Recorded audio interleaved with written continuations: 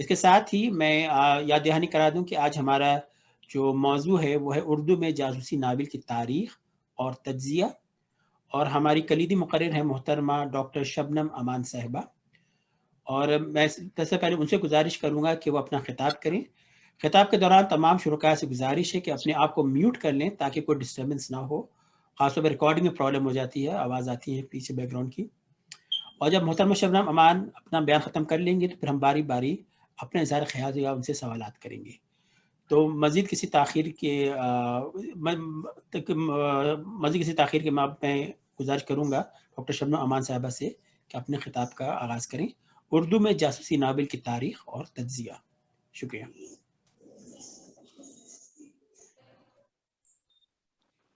السلام علیکم۔ وعلیکم السلام۔ سب سے پہلے تو میں اردو گھر ڈیلک پر اس کی میزبان پرویز برمی اور رضوان حسنی کی تہہ دل سے شکر گزار ہوں کہ اردو گھر کی ادبی نشست میں ایک منفرد موضوع پر انہوں نے مجھے اظہار خیال کا موقع دیا، اور میری یہ خوش قسمتی ہے کہ میری نگرانی مقالہ ڈاکٹر سمیرہ بشیر بھی اس میٹنگ میں ساتھ ہیں۔ یقیناً یہ میرے اساتذہ کی محبت، شفقت، توجہ ہے کہ آج میں اس مقام پہ ہوں۔ اگر ان کی توجہ اور رہنمائی نہیں ہوتی تو میں آج یہاں پہ آپ کو انٹرویو نہیں دے رہی تھی۔ میں ان کو بھی خوش آمدید کہتی ہوں آج کی محفل میں۔ اردو جاسوسی ناول تاریخ اور تجزیہ یہ ایک منفرد موضوع ہونے کے ساتھ ساتھ متنازع موضوع بھی ہے، کیونکہ اگر آپ یہ دیکھتے ہیں کہ ہمارے یہاں جاسوسی ادب کو آج تک ناقدین ادب نے ادب سمجھا ہی نہیں، لیکن میں یہ کہتی ہوں جب آپ جاسوسی ادب کہہ رہے ہیں تو اس کے ساتھ تو ادب کا لفظ خود بخود جڑ جاتا ہے، تو پھر یہ بحث ہی بے معنی ہے کہ وہ ادب ہے یا نہیں ہے۔ یہ ادب کا ایک صنف ضرور کہہ سکتے ہیں آپ، لیکن مجھے بڑے افسوس سے یہ کہنا پڑتا ہے کہ جاسوسی ناول کے فکر و فن پر آج تک اردو میں کوئی مستند دستاویز موجود نہیں ہے، نہ ہی آج تک کسی محقق نے، کسی نقاد نے اس صنف پر کوئی قلم اٹھایا ہو یا اردو کے مشہور جاسوسی ناول نگار ابن صفی کے بارے میں ہی کوئی مثبت رائے دی ہو۔ اس صورتحال میں اردو جاسوسی ادب کی تاریخ کو مرتب کرنا، پھر ابن صفی کا مقام متعین کرنا، اور پھر جاسوسی ناول کا مستقبل کیا ہے اردو میں، ان تمام مباحث کو سمیٹنا ایک بہت مشکل کام تھا۔ لیکن اللہ کا شکر ہے کہ کیونکہ اس سے پہلے اردو جاسوسی ناول صرف ابن صفی سے تو شروع ہو نہیں رہے ہیں، اس سے پہلے بھی ہمیں اردو میں جاسوسی ناول کی تاریخ نظر آتی ہے۔ جاسوسی ادب کو ہم تفریحی ادب کہتے ہیں۔ تفریحی ادب وہ ہے جو تھکے ہارے ذہنوں کو آسودگی فراہم کرتا ہے۔ ہر عہد میں تفریح کے مختلف ذرائع رہے ہیں۔ پہلے داستان، قصہ، کہانیاں تفریحی ادب سمجھے جاتے تھے۔ گزرتے زمانے میں جاسوسی ناول کی مقبولیت نے تمام ریکارڈ توڑ دیے، مگر مجنو گورکھپوری کو دیکھیے، پھر بھی وہ کہتے ہیں کہ مجھے جب وقت کو قتل کرنا ہوتا ہے تو میں جاسوسی ناول پڑھنے لگتا ہوں۔ اب ان سے کوئی یہ پوچھے کیا کوئی دوسرا ادب پڑھ کر کے یا کوئی دوسرے قصے کہانیاں پڑھ کر کے یا شاعری پڑھ کر کے آپ وقت کو محفوظ کر رہے ہیں؟ وقت کا قتل تو ہر صورت میں ہوتا ہے، اس لیے کہ ہم فراغت میں ہی اس طرف آتے ہیں، تفریحی ادب کی طرف۔ مگر اب تغیرات زمانہ نے معیار زندگی کو بدل دیا، دنیا گلوبل ولیج بن گئی۔ پہلے جامع جمشید خواب تھا، اب جامع جمشید دیکھ لیجئے ہمارے ٹچ سسٹم پر منحصر ہے، آپ کہاں ہیں، ہم کہاں ہیں، اور ایک دوسرے سے ہم مخاطب بھی ہیں۔ تو یہ دنیا تو بازیچہ اطفال بن چکی ہے۔ ہر زمانے میں اخلاق، کردار، زبان، ذہن سہن کے معیار تبدیل ہوتے رہے، اور زندہ لٹریچر ان تبدیلیوں کو قبول کر کے ہی عوامی سطح پر مقبول ہو سکتا ہے۔ لہٰذا ادب عالی اور ادب عامی کی بحث بالکل فضول ہے۔ جاسوسی کا فن بھی اتنا ہی قدیم ہے جتنا پہلا انسانی قتل۔ جیسے جیسے انسانی تاریخ میں سلطنت اور ریاست کے نظام مستحکم ہوتے گئے، جاسوسی نظام بھی اس کے لیے ضروری تر ہوتا گیا۔ جاسوسی نظام پہ اگر آپ سب سے پہلی کتاب دیکھتے ہیں تو میرا خیال ہے کہ ایک بادشاہ سنزو تھا 510 قبل مسیح میں، اس نے جنگی اصول پر ایک کتاب تحریر کی۔ اسی طرح سے رسول اللہ صلی اللہ علیہ وسلم کی بھی سراغ رسانی پر اردو میں کئی کتابیں دستیاب ہیں۔ حضرت عمر کے زمانے میں احداث شرطہ کا محکمہ قائم کیا گیا. ہندوستانی معاشرے کی طرف آئے تو آپ کو ارتھ شاستر، کوٹلیا چانکیہ کی کتاب ارتھ شاستر کو اگر آپ دیکھیں تو وہ ایک مکمل جاسوسی کا نظام ہے. ریاست کے استحکام میں جاسوسی کا نظام کتنا ضروری ہے اس نے اس تمام باتوں کی وضاحت کی ہے. اسی طرح سے آپ ارتھ شاستر سے تھوڑا سا اور آگے آ جاتے ہیں تو ہندوستانی معاشروں میں ٹھگوں کی بڑی اہمیت تھی. ٹھگ جو تھے انہوں نے قتل، غارت گری، چوری، ڈکیتی، ان ساری چیزوں کو ایک مذہبی درجہ دیا ہوا تھا. انگریزی حکومت جب قائم ہوتی ہے، انگریزوں کی حکومت قائم ہوتی ہے تو وہ ٹھگوں سے بہت پریشان تھے. انہوں نے ان ٹھگوں کے خاتمے کے لیے باقاعدہ جاسوسی نظام وضع کیا اور معاشروں کو ٹھگوں سے نجات دلائی. تو جس معاشرے میں جاسوسی نظام کی اتنی اہمیت ہوگی تو ادب اس سے کیسے ناتعلق رہ سکتا ہے. 1914 کے بعد، دوسری جنگ عظیم کے بعد تو دنیا کا نقشہ ہی بدل گیا. سیاسی، جغرافیائی، معاشی تمام صورتحال میں آپ دیکھیے کتنی ہی انٹیلیجنس ایجنسیاں قائم ہوئی. دنیا کے کتنے نامور جاسوس ہمیں نظر آتے ہیں جنہوں نے جنگوں کے نقشے بدل دیے. اسی طرح ہم دیکھتے ہیں کہ ورنن اسکیل جو ہے برطانیہ کے جاسوسی نظام کا بادشاہ سمجھا جاتا ہے. ریڈل ایک جاسوس تھا جس نے خفیہ کیمرے کے ذریعے اور پاؤڈر کے ذریعے جاسوسی کا نظام قائم کیا. اسی طرح براؤڈن ایک جاسوس تھا جس نے اپنی انگوٹھی کے ذریعے جاسوسی اس طرح کی کہ اس کی انگوٹھی میں دنیا کے تمام پوسٹ باکس کے ایڈریس ہوا کرتے تھے. یہ تمام چیزیں ہمارے معاشرے میں جو جاسوسی کا نظام تھا تو اتنا منظم ہوتا جا رہا تھا کہ اس کے بغیر سلطنت کا گزارا ممکن نہیں تھا. لہٰذا جاسوسی ناولز جو ہم پڑھتے ہیں تو ہمیں وہ جرائم جو کہ معاشرے میں در پردہ جرائم ہیں، جاسوسی ناولز میں انہیں کو موضوع بنایا جاتا ہے. آپ اگر انگریزی ادب کی تاریخ اٹھا کر دیکھیں تو انگریزی ادب میں آرتھر کونان ڈائل کو سر کا خطاب کیا جاتا ہے، لیکن یہاں پہ جاسوسی ناولز لکھنے والے کو ادب کا ناسور قرار دیا. یہ دوہرا معیار کیوں آخر؟ کیونکہ جاسوسی ناولز بھی جرائم کو موضوع بناتے ہیں اور جرائم جب معاشرے میں سر اٹھاتے ہیں تو وہ پورے انسانی معاشرے کو تہس تہس کر دیتے ہیں. لہٰذا ان موضوعات کے لیے بھی ایک علیحدہ صنف کا ہونا ضروری تھا. یہ دنیا محبت کا گلستان نہیں ہے. یہاں محبت کم اور تکالیف زیادہ ہیں، جرم زیادہ ہے. اور ہندوستانی معاشرے کی مٹی میں تو ہم دیکھتے ہیں جتنی رومانیت ہے اتنا ہی جرم ہے. لہٰذا یہاں کے سیاسی، جغرافیائی، سماجی اور معاشی حالات میں جاسوسی ناولز کو پروان چڑھنے کا موقع ملتا ہے. جاسوسی ناولز میں آپ دیکھیے تجسس، اشتیاق، انکشاف راز، کیس ہسٹری کا مطالعہ، میڈیکل رپورٹس، فونوگرافی، تاریخ، جغرافیہ، جانوروں، نباتات، سمندر، سائنس، نفسیات جیسے علوم کا ذکر ہوتا ہے جو کہ قارئین کی دلچسپی کا باعث ہوتے ہیں. جاسوسی ناول نگار اگر قیاس، پروپیگنڈا، موقع واردات سے شواہد اکٹھے کرنے کے ہنر سے واقف ہے تو وہ کامیاب جاسوسی ناول نگار ہے.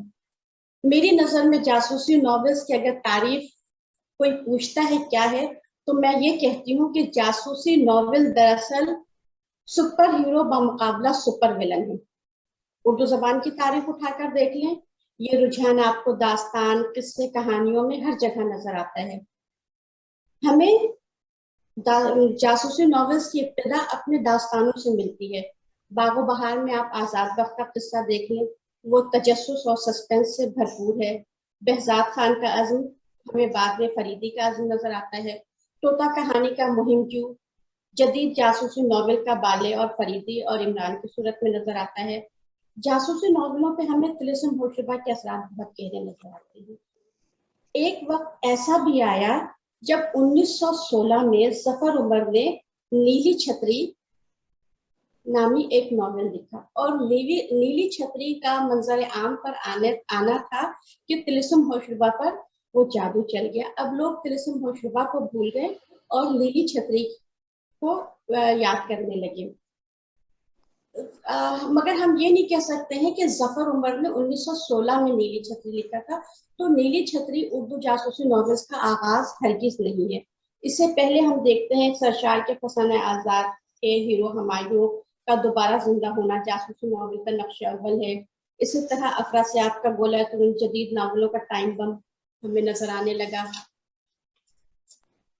عبدالحلیم شرح کی ناول کو تو ڈاکٹر عبدالسلام نے خالصتاً جاسوسی ناول قرار دیا ہے. ناول میں جو ان کا ناول تھا فردوس بری، اس میں زمرد کا کردار اگر آپ دیکھیں تو اس کی پراسراریت و انکشاف راز کو تو تاریخی جاسوسی ناولز کہنے پہ ہم مجبور ہیں. ہادی رسوا کے ناولز اٹھا کر دیکھیں. ہادی رسوا نے اردو ناولوں کا رجحان تبدیل کر دیا. خونی مصور، خونی عاشق، خونی جورو ایسے ناول لکھ کر کے اردو جاسوسی ناولز کو بالکل خونی بنا ڈالا. میرا مقصد جاسوسی ناول کی تاریخ یا ترجمے پہ بہت زیادہ بحث کرنا نہیں، مگر اس کے باوجود ہم یہ کہتے ہیں کہ اردو جاسوسی ناولوں پر جو بہار آئی ہے وہ ترجمے سے ہی آئی ہے. یہ ترجمے زمانے کی عین کروٹوں کے مطابق تھے. ان ترجمے نے اردو جاسوسی ناول کو موضوعات سے مالا مال کیا. ٹیکنیک سے یہاں کے مصنفین آگاہ ہوئے اور وہ جرائم کیسے ہوتے تھے ہمسایہ ممالک میں کہ امن کو کیسے سبوتاج کرنا ہے، یا کیا کہتے کہ منی لانڈرنگ، اسمگلنگ، دوسرے ممالک میں جا کر کے جاسوسی کیسے کی جاتی ہے، یہ تمام موضوعات ہمیں ترجمے سے ملتے ہیں. ان خفیہ منصوبوں کو بے نقاب ہمیں جاسوسی ناولز میں ہی کرتے ہوئے مصنفین نظر آتے ہیں. لیکن اس کے باوجود 1887 میں شرلاک ہومز کا کردار تخلیق ہوتا ہے. تو ہندوستان میں جاسوسی ناولز کو آنے میں زیادہ دیر نہیں لگی. 1893 میں عبدالغنی نے جاسوسی ناول میں شرلاک ہومز کا اردو ترجمہ کیا اور ڈائل کی اجازت سے کیا. یہ بہت حیرت انگیز بات ہے کہ صرف 6 سال بعد شرلاک ہومز ہندوستان میں متعارف ہو جاتا ہے. تو ہمیں جاسوسی ناول کی تاریخ کو آپ دیکھیے 1893 سے نظر آنے لگتی ہے. لیکن اس سے بھی پہلے جب ہم تحقیق کرتے ہیں تو ہمیں 1891 میں 1891 میں ہمیں ایک ترجمہ شدہ ناول ملتا ہے اصول سراغ رسانی. اصول سراغ رسانی ایک اتنی دلچسپ ناول کی شکل میں لکھی ہوئی کتاب ہے جس میں مصنف نے یہ تک بتایا ہے کہ مجرم کا چہرہ کیسا ہوتا ہے، اور اگر کسی کی نقلی تحریر کو ہم جعلی تحریر لکھتے ہیں تو ہماری کلائی کی موومنٹ سے، ہماری کلائی کی حرکت سے یہ بات پتہ چلتی ہے کہ تحریر جعلی تھی، کیونکہ جعلی تحریروں میں پختگی نہیں ہوتی، اس کے خط میں پختگی نہیں ہوتی ہے. تو اصول سراغ رسانی میں ہمیں یہ اندازہ ہوتا ہے کہ اصل میں سراغ رسانی ہے کیا. لیکن اس سے پہلے بھی ہمیں ایک اور ترجمہ جو پرکالہ آفت کے نام سے بھی ملتا ہے. آگاتھا کرسٹی، رائٹر ہیگرس کے بھی بہت ساری ناولز ترجمہ کیے گئے. مارس لیبنانی کے کردار آرسین لوپن کو تو ظفر عمر نے بحران کا روپ دیا تھا. سب سے پہلا ترجمہ شدہ جو ناول اصول سراغ رسانی جس کا میں نے ذکر کیا، یہ دلچسپی سے خالی نہیں ہے. یہ اردو ادب کے تاریخ، اردو جاسوسی ناولوں میں ایک سنگ میل کا درجہ رکھتا ہے. اس کے بعد ہمیں ایک اور ترجمہ شدہ ناول ملا ہے جو 1982 کا ہے، دو حریف سراغ رساں، ڈائک اور بر. آپ دیکھیے کہ اردو جاسوسی ناول کی تاریخ جو ہم کہتے ہیں ابن صفی سے یا اکرم الہ آبادی سے یا ظفر عمر سے شروع ہو رہی ہے، ایسا قطعاً نہیں ہے.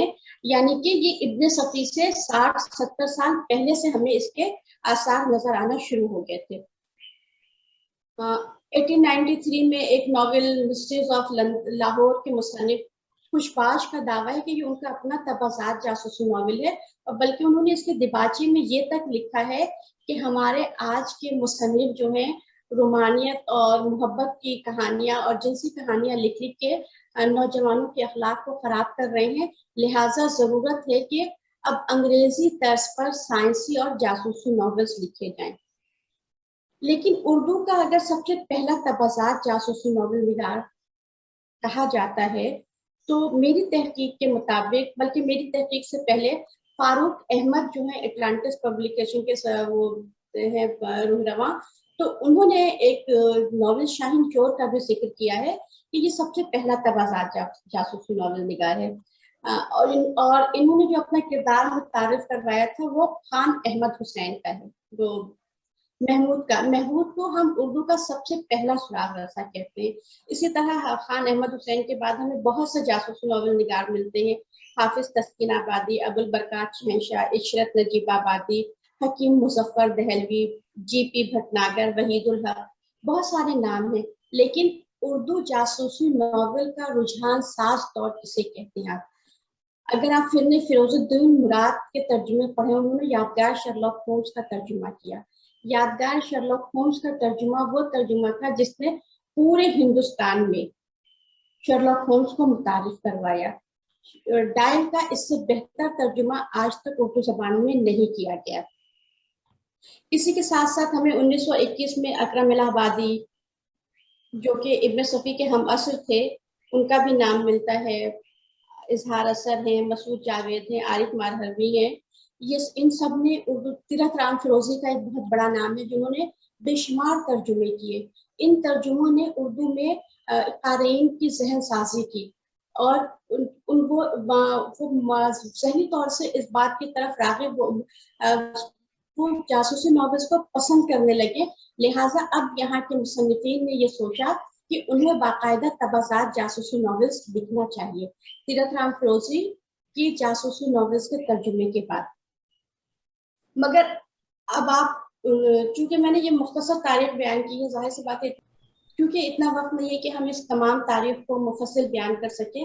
اب ہم آتے ہیں 1952 میں ادارہ نکہت کی طرف. ادارہ نکہت جسے عباس حسینی اور وابستہ تھے. ابن صفی ادارہ نکہت سے وابستہ تھے کیونکہ ابن صفی اس سے پہلے بھی اردو ادب میں تغل فرقان اور اقرب بہارستانی کے نام سے مشہور ہو چکے تھے. وہ شاعری بھی کیا کرتے تھے. وہ چند دوستوں کی محفل میں بیٹھے ہوئے تھے, تو اس وقت وہ چند دوستوں کی محفل میں ایک ذکر ہوا کہ 1952 یعنی کہ 1952 کا ذکر ہے کہ یہ دوست اس بات پہ پریشان تھے کہ اردو میں جنسی ناولوں کا سیلاب آیا ہوا, اس لٹریچر کو کیسے روکا جائے. تو ابن صفی نے کہا کہ میں کچھ سوچتا ہوں. اس لفظ سوچنے کے عمل نے جاسوسی دنیا کو قائم کر دیا.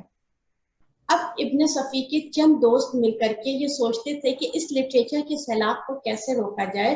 تو عباس حسینی نے ابن صفی کو ایک ناول دیا کہ اس کا ترجمہ کر کے لائیے, لیکن ابن صفی نے اس ناول کو ترجمہ نہیں کیا تھا. وکٹر گن کا ناول تھا وہ, آئرن سائڈ لون, جس کو اردو میں دلیر مجرم کے نام سے, ابن صفی کا سب سے پہلا ناول تھا دلیر مجرم.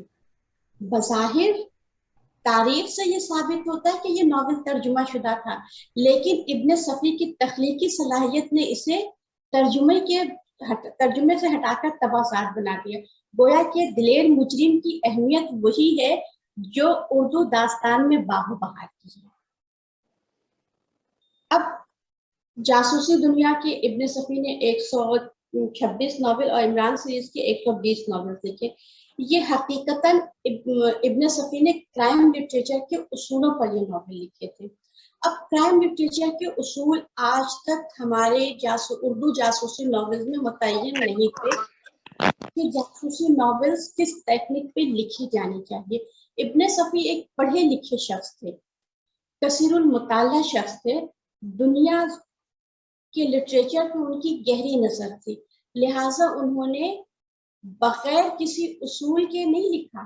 انہوں نے انگریزی ناولوں کی جو ترجمے کیے, جو انگریزی ناولز پڑھے, انہوں نے ہو بہو اسی پیرائے میں اردو ناولز کو ڈھالا ہے. اور ان کے صرف 8 ناولز جو ہیں انگریزی سے ماخوذ ہیں, باقی تمام ناولز ان کے تبادلات ہیں. بلکہ میں کہتی ہوں کہ کوئی کسی ادیب کی شہرت اور مقبولیت کا اندازہ لگانا ہے تو اس کے کردار عوام کے دلوں میں کب تک زندہ ہیں. آپ یہ دیکھ لیجئے, کیا آج تک ابن صفی کے دونوں کردار کیپٹن عمران اور کرنل فریدی کو کوئی بھلا سکا ہے؟ یا بلکہ میں یہ کہتی ہوں کہ حمید کو بھی لوگ یاد کرتے ہیں. یہ اور بات ہے کہ حمید کی حماقت اور مزاح جو ہے وہ کبھی کبھی گرا گزرتی ہے, لیکن ابن صفی نے کرنل فریدی کا جو کردار ہے وہ ابن صفی کا اپنا تباسات کردار ہے. لیکن اس تحقیق سے ایک عجیب بات اور سامنے آتی ہے کہ ڈاکٹر مبارک علی کی کتاب اگر آپ پڑھیے, تاریخ ٹھگ اور ڈاکو, اس میں انہوں نے ایک سلطانہ ڈاکو کا قصہ بیان کیا ہے کہ سلطانہ ڈاکو ظاہر سی بات ہے وہاں ایک مشہور ڈاکو تھا اور اس سے وہاں کی عوام پریشان تھی، تو انگریز حکومت نے اس کو پکڑنے کے لیے کئی فورسز قائم کی، لیکن کسی فورس میں بھی اتنی صلاحیت نہیں تھی کہ وہ سلطانہ ڈاکو کو گرفتار کر سکے۔ پھر اس کے لیے ینگ فریدی ہندوستان میں ایک آفیسر آیا جس کی عمر بھی 22 سال تھی، جس کا انداز اور جو کچھ آپ ایک فریدی میں آپ جو صفات دیکھتے ہیں وہ ہمیں تاریخ ٹھگ اور ڈاکو میں ینگ فریدی میں نظر آتی ہے۔ تو کیا ہم یہ کہہ سکتے ہیں ابن صفی تو ایک کثیر المطالعہ شخص تھے، کیا ابن صفی کی نظر سے ینگ فریدی کا کردار نہیں گزرا ہوگا جس نے اپنی تمام حکمت عملی، تمام منصوبے اور تمام صلاحیتوں کو بروئے لا کر کے سلطانہ ڈاکو کو گرفتار کر لیا تھا؟ وہی انداز تھا جو ہم فریدی کا انداز پڑھتے ہیں۔ تو میں یہ سمجھتی ہوں، میری تحقیق یہ ثابت کرتی ہے کہ ابن صفی کہیں نہ کہیں اس ینگ فریدی سے متاثر تھے، تو انہوں نے کرنل فریدی کا کردار متعارف کروایا۔ ابن صفی کا سب سے بڑا کمال جو ہمیں نظر آتا ہے وہ انہوں نے صرف سپر ہیرو یعنی کہ کیپٹن عمران یا کرنل فریدی کو اپنے بہترین سراغ رساں کے طور پہ پیش نہیں کیا، وہ یہ بات جانتے تھے کہ سراغ رساں کے کردار کو جتنا بلند کرنا ہے اتنا ہی مضبوط ولن لے کر آنا ہے، اتنا ہی مضبوط مجرم بھی ہونا چاہیے۔ اگر مجرم کا کردار کمزور ہوگا تو کبھی بھی جاسوس کا کردار ابھر کر سامنے نہیں آئے گا۔ ابن صفی کے ناولز آپ پڑھ لیں، Finch, Carol Shastri, Toyoda, Garza Leonard, doctor ڈریڈ، مردن، بلکہ ابن صفی نے تو نسوانی کرداروں کو ایسا لگتا ہے کہ جن کی بادشاہت سونپتی تھی۔ ان کے جرائم کی دنیا میں خواتین کا جتنا مضبوط کردار نظر آتا ہے، کیا آج کی فیمنزم معاشرہ کرے گا جو اس وقت ابن صفی نے کیا تھا؟ لیڈی تنویر کا کردار دیکھ لیں یا جولیا کا کردار دیکھ لیں، ریکھا کا کردار دیکھ لیں، منفی کردار بھی ان کے اتنے ہی مضبوط ہیں اور مثبت کردار کی تو بات ہی کیا ہے۔ ابن صفی کی ایک سب سے جو خاص چیز مجھے نظر آتی ہے ان کی جاسوسی ناولوں کی تکنیک میں، انہوں نے انسان کے منفی کرداروں سے بھی ایک مثبت روشنی تراشنے کی کوشش کی ہے۔ اس مثبت روشنی کو لے کر کے انہوں نے ان منفی کرداروں کو ایک ایسا روپ دیا کہ قارئین کی ہمدردی خود بخود اس طرف ہو جاتی ہے۔ اچھا، اسی طرح عمران سیریز میں X2 سیکرٹ سروس کا بیان ہے۔ کیا X2 ابن صفی کی اپنی اختراع تھی؟ اگر آپ انٹیلیجنس کی تاریخ پڑھتے ہیں تو برطانیہ میں X2 سیکرٹ سروس کی ایک باقاعدہ منظم جماعت تھی جو کہ خفیہ کوڈ وغیرہ اور سمندری جہاز جو جاتے تھے اس کی تنظیم کو آرگنائز کرنے کے لیے اور دشمنوں کے کیا کہتے ہیں کہ نقل و حرکت پہ نظر رکھنے کے لیے X2 کی تنظیم قائم ہوئی تھی۔ تو کیا ہم یہ کہہ سکتے ہیں کہ ابن صفی کی نظر سے یہ نہیں گزرا ہوگا؟ یہ 1944 میں، جی ہاں، 1944 میں X2 کی تنظیم قائم ہو چکی تھی اور ابن صفی 1956 میں عمران سیریز لکھتے ہیں اور عمران سیریز میں بھی تقریباً 1957 میں ابن صفی نے X2 کی تنظیم کو متعارف کروایا ہے۔ لیکن ابن صفی ایک بار میں یہ کہہ رہی ہوں کہ ابن صفی کثیر المطالعہ شخص تھے، کیونکہ یہاں ہم قارئین ابن صفی کے ناولز کو پڑھتے رہے اور ہم یہ سب سمجھتے رہے کہ یہ ابن صفی کی اپنی تباذات چیزیں ہیں، لیکن تحقیق سے کچھ یہ اندازہ ہوتا ہے کہ ابن صفی نے ان چیزوں کو کہیں نہ کہیں سے اخذ ضرور کیا ہے۔ ابن صفی نے سائنس فکشن بھی لکھا ہے، جبکہ ابن صفی اکثر قارئین کی فرمائش پہ ایسے ناولز بھی لکھ جاتے تھے کہ ہم حیران ہوتے ہیں کہ جسے ہم جاسوسی ادب کا امام مانتے ہیں اس کی قلم سے ایسے ناولز بھی لکھے جا سکتے ہیں۔ لیکن ابن صفی نے کمال یہ کیا کہ اپنے ان سائنس فکشن میں بھی اس عہد میں ہندوستانی معاشرے میں جو پیش کیا وہ پیش کرنا کوئی آسان نہیں تھا۔ ابن صفی ایک دوررس اور ایک دوربین نگاہ رکھنے والے شخص تھے۔ وہ سائنسی آلات، سائنسی ایجادات کی بھی کبھی کبھی منطقی دلیل دیا کرتے تھے۔ جاسوس کو کوڈ ورڈ الفاظ کو سمجھنے کی صلاحیت، ان کے جاسوس جو تھے وہ کوڈ ورڈ الفاظ کو سمجھنے کی صلاحیت بھی رکھتے تھے۔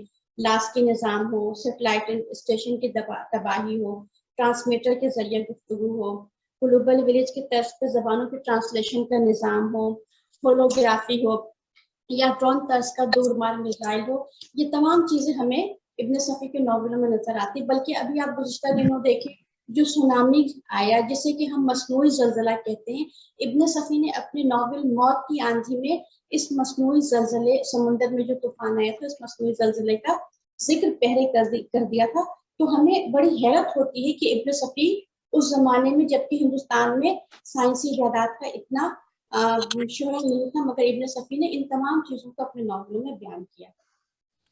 ये और बात है कि कभी हमीद की चुहिया घुंघरू पहनती है, कभी बकरी टाई लगा के घूमती है। इब्न सफ़ी ने मिजाह में तवाज़ुन नहीं रखा। इब्न सफ़ी के बाद नॉवल में हमें यकसानियत नजर आती है। इब्न सफ़ी की एक खामी जो हमें, उर्दू के बहुत बड़े जासूसी नॉवल निगार हैं, लेकिन उनके नॉवलों को अगर आप तवातुर से पढ़ते हैं और तजिया करने के लिए पढ़ते हैं, तो इब्न सफ़ी मेकअप के बगैर निवाला नहीं हो सकते हैं। इनका हर किरदार हर सफ़े पे कहीं ना कहीं मेकअप करके आता है। जबकि अगर आप अंग्रेजी में जासूसी नॉवेल्स लिखने के उसूल को देखें, तो बार बार मेकअप करना जासूस का या मुजरिम का, ये बड़ी फनी खामी है, ये टेक्निकी खामी है जासूसी नॉवेल्स की। यहाँ इब्न सफ़ी जरा सा अपनी नॉवेलों में तवाज़ुन नहीं रख सके। इसी तरह नॉवेलों में इत्तफाकात का सहारा, बहुत जासूसी नॉवेलों में आप बहुत ज्यादा इत्तफाकात का सहारा नहीं ले सकते हैं, मगर इब्न सफ़ी के नॉवेलों में हमें इत्तफाकात का सहारा भी मिलता है। बहरहाल ये चंद एक खामियां हैं जो कि हैं, क्योंकि इब्न सफ़ी सबसे पहले मुस्तनद जासूसी नॉवल निगार थे, लिहाजा इनके नॉवलों में अगर ये खामियां हैं तो हम इसे नजरअंदाज कर सकते हैं। लेकिन इब्न सफ़ी के यहाँ मौज़ूआत का तनव्वुर है। इब्न सफ़ी ने थरीसा के किरदार को जिस रोमानियत और जिस साइंसी इम्तिजाज और जुर्म के इम्तिजाज से पेश किया, उसके किरदार को भी आज तक नहीं भूल सके। इमरान और सिंघी का जो रिश्ता इब्न सफ़ी ने पेश किया, वो उनके नॉवल का हुस्न है। इब्न सफ़ी ने अपने जासूसी नॉवेल्स में, इब्न सफ़ी ने बल्कि जासूसी नॉवेल्स जब लिखना शुरू किया तो वो बार बार अपने पेशरफ में ये कहते रहे कि उनका मकसद कानून की बालादस्ती है। लेकिन जबकि मैंने पहले ही जैसे ये बात कही थी कि जासूसी नॉवल का मकसद सुपर हीरो बामुकाबला सुपर विलन है। इब्न सफ़ी के नॉवलों में कहीं भी उनका मुजरिम गिरफ्तार होते हुए नजर नहीं आता है। अगर मुजरिम गिरफ्तार हो भी जाता, सिंघी को देख लीजिए, बार के बार गिरफ्तार होता है और बार बार वो फरार होता है, क्योंकि इब्न सफ़ी पे तिलस्म मुशरबा के बड़े गहरे असरात थे। वो अपने जासूसी नॉवेल्स को अगर देखिए तो किस्सा दर किस्सा चलाते हैं। मुस्तकिल किरदार उनके, जो मुजरिम भी हैं वो भी मुस्तकिल किरदारों में, जासूस का किरदार तो खैर जासूसी नॉवेल्स में मुस्तकिल होता ही है, लेकिन उन्होंने इस फरारियत को बार बार जो है वो उन्होंने अपनी नॉवेलों को एक नॉवेल के बाद दूसरे नॉवेल का पेशखिमा रख देते ताकि उनके नॉवेल सिलसिलावार चलते रहें। ये भी उन्होंने पब्लिशर्स और क़ारीन की पसंद नापसंद की बुनियाद पे किया। अगर इब्न सफ़ी अपनी तमाम तर तख्लीकी सलाहियतों को बरोए कार लाते तो आज उर्दू अदब में इब्न सफ़ी के मुकाबले में आज भी कोई नहीं है। लेकिन इब्न सफ़ी जासूसी नॉवेल्स का मयार मजीद बुलंद कर सकते थे। जैसा कि मजनू गोरखपुरी ने यह कहा था कि अगर इब्न सफ़ी क़ारीन की पसंद और नापसंद को पस-ए-पुश डाल देते और सिर्फ उर्दू ज़बान के लिए लिखते तो शायद ये मयार बेहतर हो सकता था।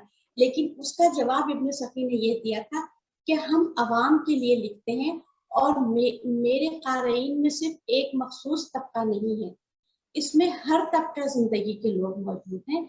लिहाजा नॉवल की ज़बान भी, क्योंकि अवामी नॉवल है, ये कोई बहुत आला अरफा मतलब ख़यालात, शऊर लाशऊर, फ़िक्र फ़लसफ़े की दास्तान तो इसमें बयान की नहीं जाती है, या कोई बहुत आला अदीब इसको पढ़ करके उस वक्त तहकीक नहीं करा था। तो इब्न सफ़ी की मकबूलियत भी इसी वजह से थी कि उन्होंने सादा ज़बान इस्तेमाल की, उन्होंने इबलाग के लिए ऐसी ज़बान इस्तेमाल की जो हर कोई समझ सके और हर कोई सुन सके। लिहाजा इब्न सफ़ी ने एक तरफ जासूसी नॉवेल्स की तो खिदमत की, लेकिन ये बात हम बिला मुबालगा कह सकते हैं, बल्कि मौलवी अब्दुल हक ने भी ये बात कही कि इब्न सफ़ी ने अपने नॉवेलों के जरिए उर्दू ज़बान की खिदमत की। कि अगर आप ये देखिए کہ میں زندگی میں جس شعبے کے بھی لوگوں سے ملتی ہوں وہ کہتے ہیں ہم نے ابن صفی کو پڑھ کر کے لکھنا سیکھا. تو یہ ابن صفی کا کمال تھا کہ انہوں نے اپنے جاسوسی ناولز کے ذریعے زبان و ادب کی خدمت کی. اکثر قارئین اور وہ ادیب ان سے یہ سوال کیا کرتے تھے آپ ادب کی خدمت کیوں نہیں کرتے, آپ کا ادب میں کیا مقام ہے. ابن صفی نے اس کا جواب یہ دیا کہ حیات و کائنات کا ایسا کون سا مسئلہ ہے جو میں نے اپنے ناول میں بیان نہیں کیا. اور رہی ادب میں مقام کی بات, تو میں صرف 500 افراد کے لیے نہیں لکھتا ہوں کہ صرف 500 ایڈیشن چھپے, 500 افراد پڑھیں اور چند ناقدین اس پہ رائے دے کر کے ادب میں میرا مقام متعین کریں. میرا مقام جو ہے قارئین کے دلوں میں ہے. اگر میرے کردار قارئین کے دلوں میں زندہ ہے تو میں زندہ رہ جاؤں گا. اور آج وقت نے ثابت کر دیا جس طرح کے نذیر اکبر آبادی کو ان کے عہد میں تسلیم نہیں کیا گیا مگر وہ عوامی شاعر کہلائے, اسی طرح ابن صفی کو ان کے عہد نے تسلیم نہیں کیا. اس وقت کے ناقدین نے انہیں ادب کا ناسور قرار دیا. فیض احمد فیض نے کہا کون ابن صفی, میں نہیں جانتا. اب ابن صفی جن کی کتابیں 70,000 کے قریب شائع ہوتی تھی اور کیا کہتے ایجنٹ حضرات پہلے سے بکنگ کروا لیا کرتے تھے, عوامی ادب ہمارے ادب عالی کے متوازی چلتا ہے. عوامی ادب جو ہے قارئین کی ذہنی نشو نما کرتا ہے تو پھر وہ ادب عالی سمجھنے کے قابل ہوتے ہیں.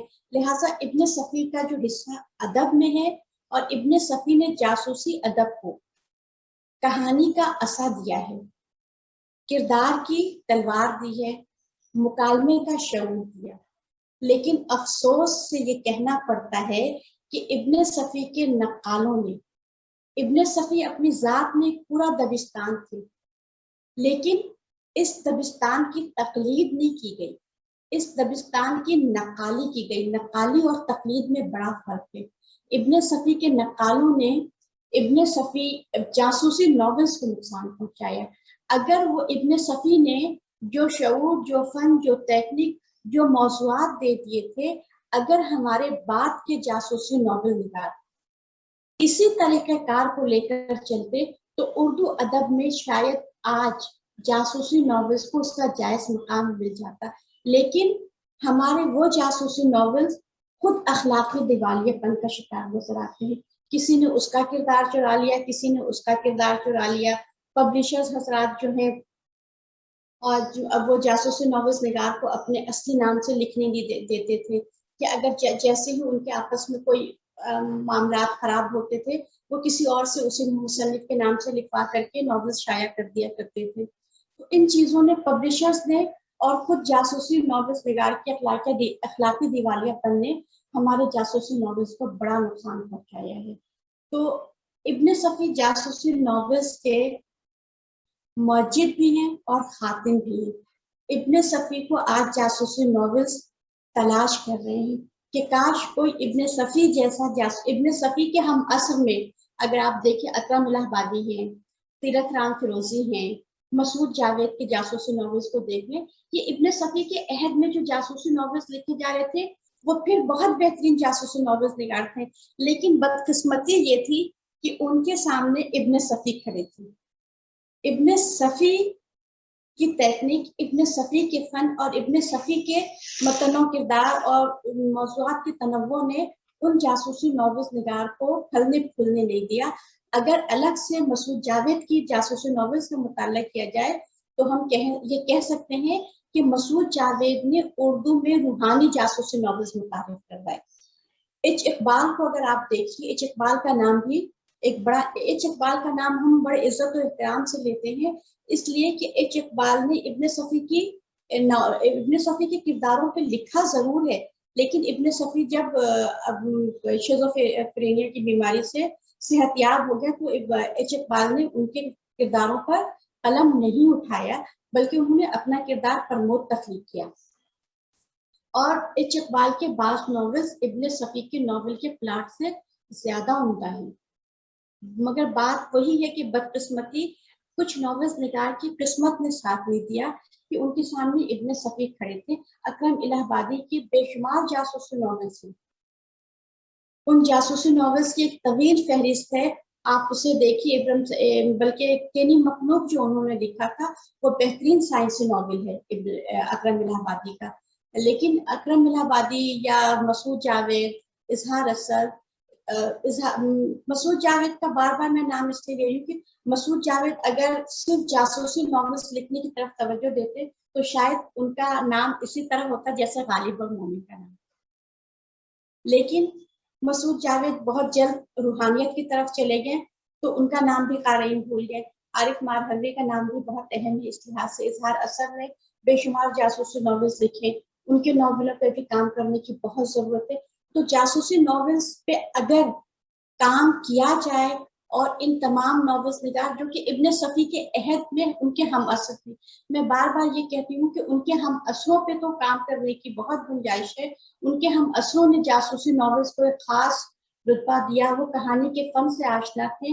لیکن ابن صفی کے بعد افسوس کے ساتھ یہ کہنا پڑتا ہے کہ جاسوسی ناولس کا مستقبل ہمیں کوئی بہت زیادہ روشن نظر نہیں آتا ہے. یہ سری ادب آج بھی اس راز کو ڈھونڈنے کی کوشش کر رہی ہے کہ کون تھا جس نے اس سری ادب کو اس طرح پامال کر دیا کہ اب جو ہے ہمارے جاسوسی ناولز میں صرف مار دھاڑ، ایکشن، یہاں تک کہ زبان و بیان بھی انتہائی عامیانہ اور غیر معیاری زبان ہے، جسے کیا کہتے ہیں لٹریچر کی زبان تو آپ کہہ نہیں سکتے ہیں. تو جہاں ناولوں میں اسلوب نہ ہو، زبان و بیان نہ ہو، کوئی اپنا کردار تخلیق نہ کر سکے.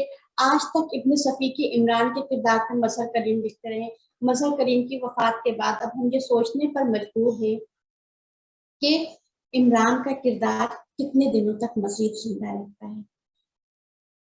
کیا اب ہمارے جو محفل کے شرکا ہیں اگر وہ اس دوران کوئی سوال کرنا چاہیں تو آپ وہ سوال کر سکتے ہیں. بہت بہت شکریہ ڈاکٹر شنو امان صاحبہ، بہت ہی حاصل حاصل اور بہت ہی تفصیلی گفتگو آپ نے کی.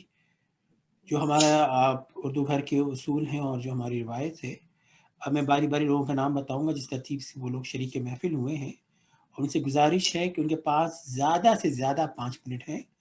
اپنی بات کو مختصر رکھیے. اگر آپ کو تبصرہ کرنا چاہتی ہیں، سوال پوچھنا چاہتے ہیں یا چاہتی ہیں تو 5 منٹ کے اندر اندر بات مکمل ہو جانی چاہیے. سب سے پہلے میں جناب ریحان قیصر صاحب سے گزارش کروں گا. آپ جب میوٹڈ ہیں اپنا کنمیوٹ کر کے سوال کر سکتے ہیں، یہ بات کر سکتے ہیں. جی السلام علیکم. بہت شکریہ شبنم صاحب، آپ نے بہت اچھی معلومات دی. میں مزید ان سے آخر میں ٹائم بچے تھا کہ مزید سننا چاہوں گا، اور مجھے کہیں جانا بھی تو ساتھ ساتھ میں سنتا بھی رہوں گا. بس یہی کہوں گا کہ میں نے تو کبھی مجھے جاسوسی ڈائجسٹ وغیرہ سے زیادہ شوق نہیں رہا.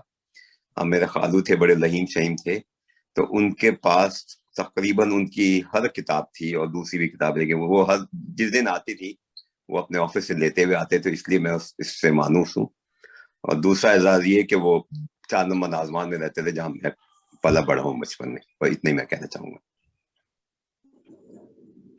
شکریہ ریحان بھائی. اب میں سلسلہ آگے بڑھاؤں گا اور جناب امین ترمیزی صاحب سے گزارش کروں گا کہ اگر کوئی تبصرہ بات سوال کرنا چاہتے ہیں ضرور کریں.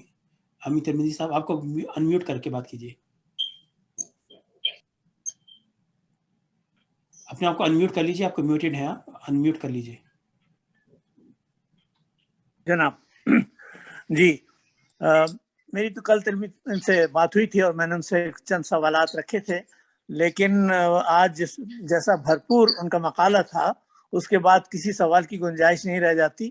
میرے سوالات یہ تھے کہ اردو ادب میں سری ادب کا دخل کب سے ہوا، اور یہ کہ دور حاضر میں کیا مقام ہے اور مستقبل کیا ہے. لیکن انہوں نے جس بھرپور انداز میں تمام چیزوں کا احاطہ کیا، یعنی 1890 سے لے کر سری ادب کا جو تعلق ظاہر کیا ہے، اس سے بڑی بھرپور معلومات ہوئی. یقیناً انہوں نے اس فیلڈ میں ڈاکٹریٹ کیا ہے اور پھر مدتوں سے اردو کے پروفیسر ہیں، لیکن انہوں نے اسی کی روشنی میں بہت بھرپور تبصرہ کر کے ہم سب کو بہت کچھ نیا جاننے کا موقع فراہم کیا. شکریہ. بہت شکریہ امیر صاحب آپ کا کہ آپ نے کو یہ مقالہ پسند آیا. مجھے سب سے زیادہ فکر یہ تھی کہ آپ کو یہ مقالہ پسند آتا ہے یا نہیں، یا میری تحقیق میں کہیں کوئی خامی رہ گئی ہے. بہت شکریہ، بہت شکریہ، بہت اچھا. السلام علیکم. جی وعلیکم السلام ورحمۃ اللہ. ہاں شبنم، میں نے آپ کا سنا لیکچر ماشاء اللہ بہت اچھا تھا. تو کیا آپ سے ڈسکس ہوتی رہی میری، لیکن وہی جو آپ نے کہا بالکل نئے پہلو نکالے. عموماً یہ تصور ذہن میں آتا ہے جاسوسی ادب سے کہ شاید بالکل ایک غیر ضروری چیز ہے. ٹائم ظاہر مطالعے میں کوئی کریں گے تو کوئی فائدہ نہیں ہوگا. وہ آپ کا لیکچر جو میں نے سنا تھا سیمینار میں، اس کے بعد آج بھی آپ نے اس کو اس طرح اختصار کرنا بھی بہت بڑا کام ہے. اتنا بڑا آپ کا تھیسس تھا اور جتنا انہوں نے لکھا ہے اس کا انتخاب کرنا ایک الگ کہتے ہیں نا محنت والا کام ہے. اور آپ نے جن نکات پر بتایا کہ یہ ہمیں نئی معلومات ملی، یہ نئے حوالے تھے فیمنزم کے حوالے سے، جن خاص کرداروں کے آپ نے نام لیے، ماشاء اللہ بہت اچھا، بہت خوشی ہوئی. مبارک اور اللہ حافظ. میڈم آپ کا بہت شکریہ کہ آپ نے مجھے سنا. چونکہ آپ میری استاد ہیں، میں بار بار یہ کہہ رہی ہوں کہ میری نگرانی مقالہ ڈاکٹر سمیرہ بشیر ہیں. تو یہ میری خوش نصیبی ہے کہ میری استاد یہاں موجود تھی اور انہوں نے اس کو سنا بھی اور اس پہ تبصرہ بھی کیا. آج میں جو اور جی میں انتظار کر رہی تھی صبح سے بھی، بلکہ میں جب ان کا تھیسس جمع ہوا شبنم امان کا، تو ہمارے جو ڈین صاحب ہیں انہوں نے بھی کہا کہ جب ان کا وائبہ ہوگا تو عموماً نہیں شامل ہوتے کیونکہ کنسرن نہیں ہوتا یا مصروف ہوتے. انہوں نے کہا کہ مجھے آپ ضرور بتائیے گا اس روز ان کا وائبہ ہو تو میں خود سننا چاہتا ہوں کیا سوال جواب ہوتے ہیں. تو آپ لوگ بھی ماشاءاللہ فیض یاب ہوا ہے ان سے. میرے لیے یہ بڑے آنر کی بات ہے کہ اچھا اسٹوڈنٹ ہونا بھی. ٹھیک ہے، شکریہ. اچھا، ہمارے جو اردو گھر کے اصول ہیں اس میں ہم لوگ ایک خاص ترتیب سے چلتے ہیں اور ہر ایک کو مقررہ وقت دیا جاتا ہے بات کرنے کا. اور تو ہماری جو ترتیب ہے وہ اس پہ منحصر ہے کس سیکوینس سے لوگوں نے آج شریک محفل ہوئے ہیں. تو پہلے ریحان بھائی نے، اس کے بعد امین بھائی نے بات کی تھی. اب میں گزارش کروں گا تلمیز برنی صاحبہ سے کہ وہ اپنی گزارشات یا اپنے سوالات پیش کریں. محترمہ تلمیز برنی صاحبہ. السلام علیکم. جی شبنم، میں نے آپ کا مقالہ سنا، بہت مجھے کہتے ہیں کہ بہت سی ایسی باتوں کا مجھے علم ہے جو مجھے ظاہر میرے علم میں نہیں تھی. ایک بات جو کہ ہونے سے رہ گئی تھی اور میرا یہ خیال تھا کہ شاید پروگرام سے پہلے ہم کر لیں گے، یا مجھے بہرحال یاد کرانا یا بات کرنا اس موضوع پہ یاد نہیں رہا حسنی صاحب سے، کہ میں چاہ رہی تھی کچھ تھوڑا سا تعارف ہو جاتا آپ کا. تو میں اب بتا دیتی ہوں کہ یہ شبنم امان جو ہیں وہ اردو زیر جامعہ کراچی سے انہوں نے اردو میں ایم اے کیا ہے، اس میں گولڈ میڈلسٹ ہیں. پھر لسانیات میں ایم اے کیا، اس میں بھی گولڈ میڈلسٹ ہیں. اس کے علاوہ ان کی میرا خیال ہے 2 مطبوعات یعنی 2 کتب جو ہیں وہ شائع ہو چکی ہیں. ایک شاعری کا مجموعہ زیر طبع ہے.